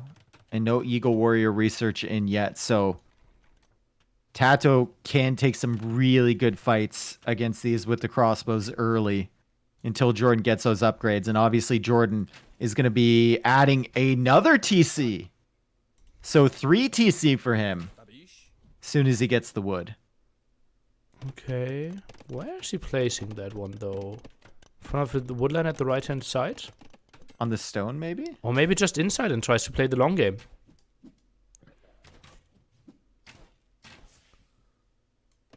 I think TaToH needs a forward siege workshop. There it is. Inside on the back woodline. So JorDan's playing the long game. TaToH is playing 1 TC. I think this only works for TaToH if he manages to get up to Imperial Age far ahead of JorDan and still has his mass alive. I don't see him winning this game in Castle Age. I think if we get to Imp, TaToH will be 30 villages behind. Okay, so what do you think he needs to do in Castle Age then? Forward Siege Workshop here? Forward Siege Workshop, but honestly, it needed to be up within the next minute or something. Yeah. But like now he's dropping down farms. Oh no! Oh no! And he can't get in. He cannot get in JorDan's base without the siege. JorDan adding houses behind all the palisade walls. JorDan with 3 TCs now. JorDan cut production on military, only producing a couple crossbows right now. Is now going for the university while he booms up behind it. This is looking pretty rough for TaToH. JorDan has some eagles in the south, but TaToH should be able to deal with that. And yeah, I think TaToH needs to go Imperial Age now. I don't think the Siege Workshop is going to do anything for him. But how do you break the walls? Only Imp, Arbalest? You need a castle. But then you have to pull more villagers on the stone. It's just rough, right? Yeah, it's rough. Oh, man. Don't really see it working too well for TaToH here. Yeah, he finds some kills. But look, that eagle even felt like it was deleted. Siege Workshop now. Ooh. Ooh, and this is after JorDan's had 3 TCs for a while. The one thing JorDan does not have is farm count. He's got 10 on farms. Ooh. He's got 3 TCs, and he still needs some... if he wants to produce eagles, he'll need food. He needs food for the upgrades, for villager production, and now he's just adding some. So maybe there is a window here for TaToH to do damage. Villager difference is only at 8. Yep. Like I said, he didn't have enough farms. He wasn't producing. He's now adding more, which means he'll have less wood to potentially make a siege workshop of his own. And TaToH is going into supplies. Already tech man-at-arms. Thinking that JorDan maybe has quite a few eagles behind this. Didn't see the crossbow mass. And might regret this decision. Well, let's see. Crossbows are still solid. And if he gets like 2 mangonels and some longswords out, that's not an easy army to deal with if you're mains. Killing this farm honestly hurts JorDan a lot. He needs the food and kill some more farms. 2 crossbows in, getting some scouting off, sees all the crossbows. And TaToH won't hate that too much. Where was the villager building the siege workshop? He just canceled it, and now he's placed it again. I don't know. That one is so late. Didn't I show the siege workshop foundation 2 minutes ago? It was there 2 minutes ago. Yeah. Oh, and now TaToH has to place it even further back. He's even being attacked by a lion, which is going to be kind of annoying. Getting the wood upgrade, getting the gold upgrade. He's still only 10 villagers behind. But look at this army from JorDan. He's got 24 crossbows. TaToH with 15 crossbows and 1 not unique skirmisher. He's going to try and buy himself enough time for the siege workshop to go up. But it's ballistics for both players, and JorDan actually backs away from that. Did he not count the numbers? Well, it's tricky to judge that, right? Sometimes patrol gives you a false impression, but yeah, I would have easily seen JorDan winning that fight. More crossbows over here from TaToH on the side. Unfortunately for him, JorDan does have ballistics, so should be able to clear this up quite easily as they run away. And TaToH's pulling them right into JorDan's army. Oh, God. crossbow, but they're forcing the army of JorDan a bit out of position. Mangonel now through the front, but Rewald, nice defensive tower by JorDan as well. Yep. Yeah, really heads up play to go for that defensive tower. TaToH's going to run into that, and that'll buy JorDan quite a bit more time as the Mangonel will need to target this tower. TaToH can't just get right in. He will be able to pick a few villagers, though. And like we said before, the villager count is just not the difference that you would expect here. Yeah, guard tower now being tagged. Mangonel can go for it. I think even the crossbows focusing on the tower a bit could have helped. Yep, or just even punching through the palisade wall to find some damage. Mangonel getting low. Crossbow army of JorDan. Scary now in the center. But everything reasonably walled for now by TaToH. And JorDan's up to Imp. Oh no. JorDan is up to Imp first. He's 11 villagers ahead. He had the better eco upgrades for quite a while, except the farm upgrade. He still doesn't have Horse Scholar, Wow. which kind of hurts a little bit. But he is going into crossbows here. Wheelbarrow's on the way. And he'll have this force knocking at the door from TaToH. TaToH is going to have to bring his army back to respond to this. TaToH now selling some wood. Wants to go Imp as well. And Guard Tower is going to help so much against this Mangonel push. Yeah, yeah. Really nice play from JorDan. And that's something he would not have done a year ago. Yep. Really nice development by him. Yep. And TaToH's coming back. I think Needs TaToH to deal with this army. Yeah. He thinks, okay, I need to clear this one up. It's likely that you're up to Imp. You're playing so defensively. Your economy had to be better there. I really like how JorDan loses sight of the army at the front. And instead of just heading back to his base, he goes all the way to the side here to try and dodge around that. But TaToH is thinking the same thing. He's like, I can't see it with the Mangonel. Where is this army? Is JorDan gonna get the upgrades in time? It's 4 Mangonels. It's no way. It's no way JorDan gets out of there. Well, TaToH can't see the lion. He hasn't scouted that. So he doesn't know where JorDan is. JorDan could be against the edge of the map. He could be looping back around. TaToH has no idea, and JorDan is buying himself tons of time here, Nilly, as TaToH tries to tighten the noose and catch this army. If he can catch it, it'll give him a good, or a better chance, rather, in this game. If he can't, and JorDan gets the upgrades first, it's going to feel really bad for the Spaniard. 30 seconds to go for Bracer. Oh, 25 God. seconds. Mangonels are coming closer. Hold my hand, Dave. JorDan, you need to split. He splits around one. He splits around a second one. He splits around a third shot. He gets hit by the fourth, but both Mangonels go down. The Bracer is in, and Arbalest will come in, and so will reinforcements from JorDan. So well played from him to hide that army, to take out the Mangonels, and to only lose 2 units. And now TaToH is the one on the run. And he's got to delay until he gets to Imperial Age. Uno reverse card there, Nilly. How the turntables. Oh, Mangonels. Now maybe they can get some crazy shots in. Patrol in there for JorDan. Oh, that is a misplay. But still enough. Still enough. He's going to clear it up. JorDan microing in front, dodging ballistics. TaToH just sitting on the hill, not target firing. He's going to lose his entire army. And TaToH says, GG, well played. Good luck next. It was a rough game from TaToH from the very beginning when he shot that elephant. And that was 2 animals that he shot that series. And both games he lost. Game 1 and Game 7. Yep. He's going to be kicking himself, I think, Mm-hmm. for that. Oh, Give man, that point to JorDan. And we'll look at the statistics, but I think we want to make our way over to the interviews because these players have been really fast with all the games, so I assume that they're probably already in there. I'm gonna mute, and then I'll meet up with you later. All right? Yeah, nice. Sweet. Okay. Talk to you then.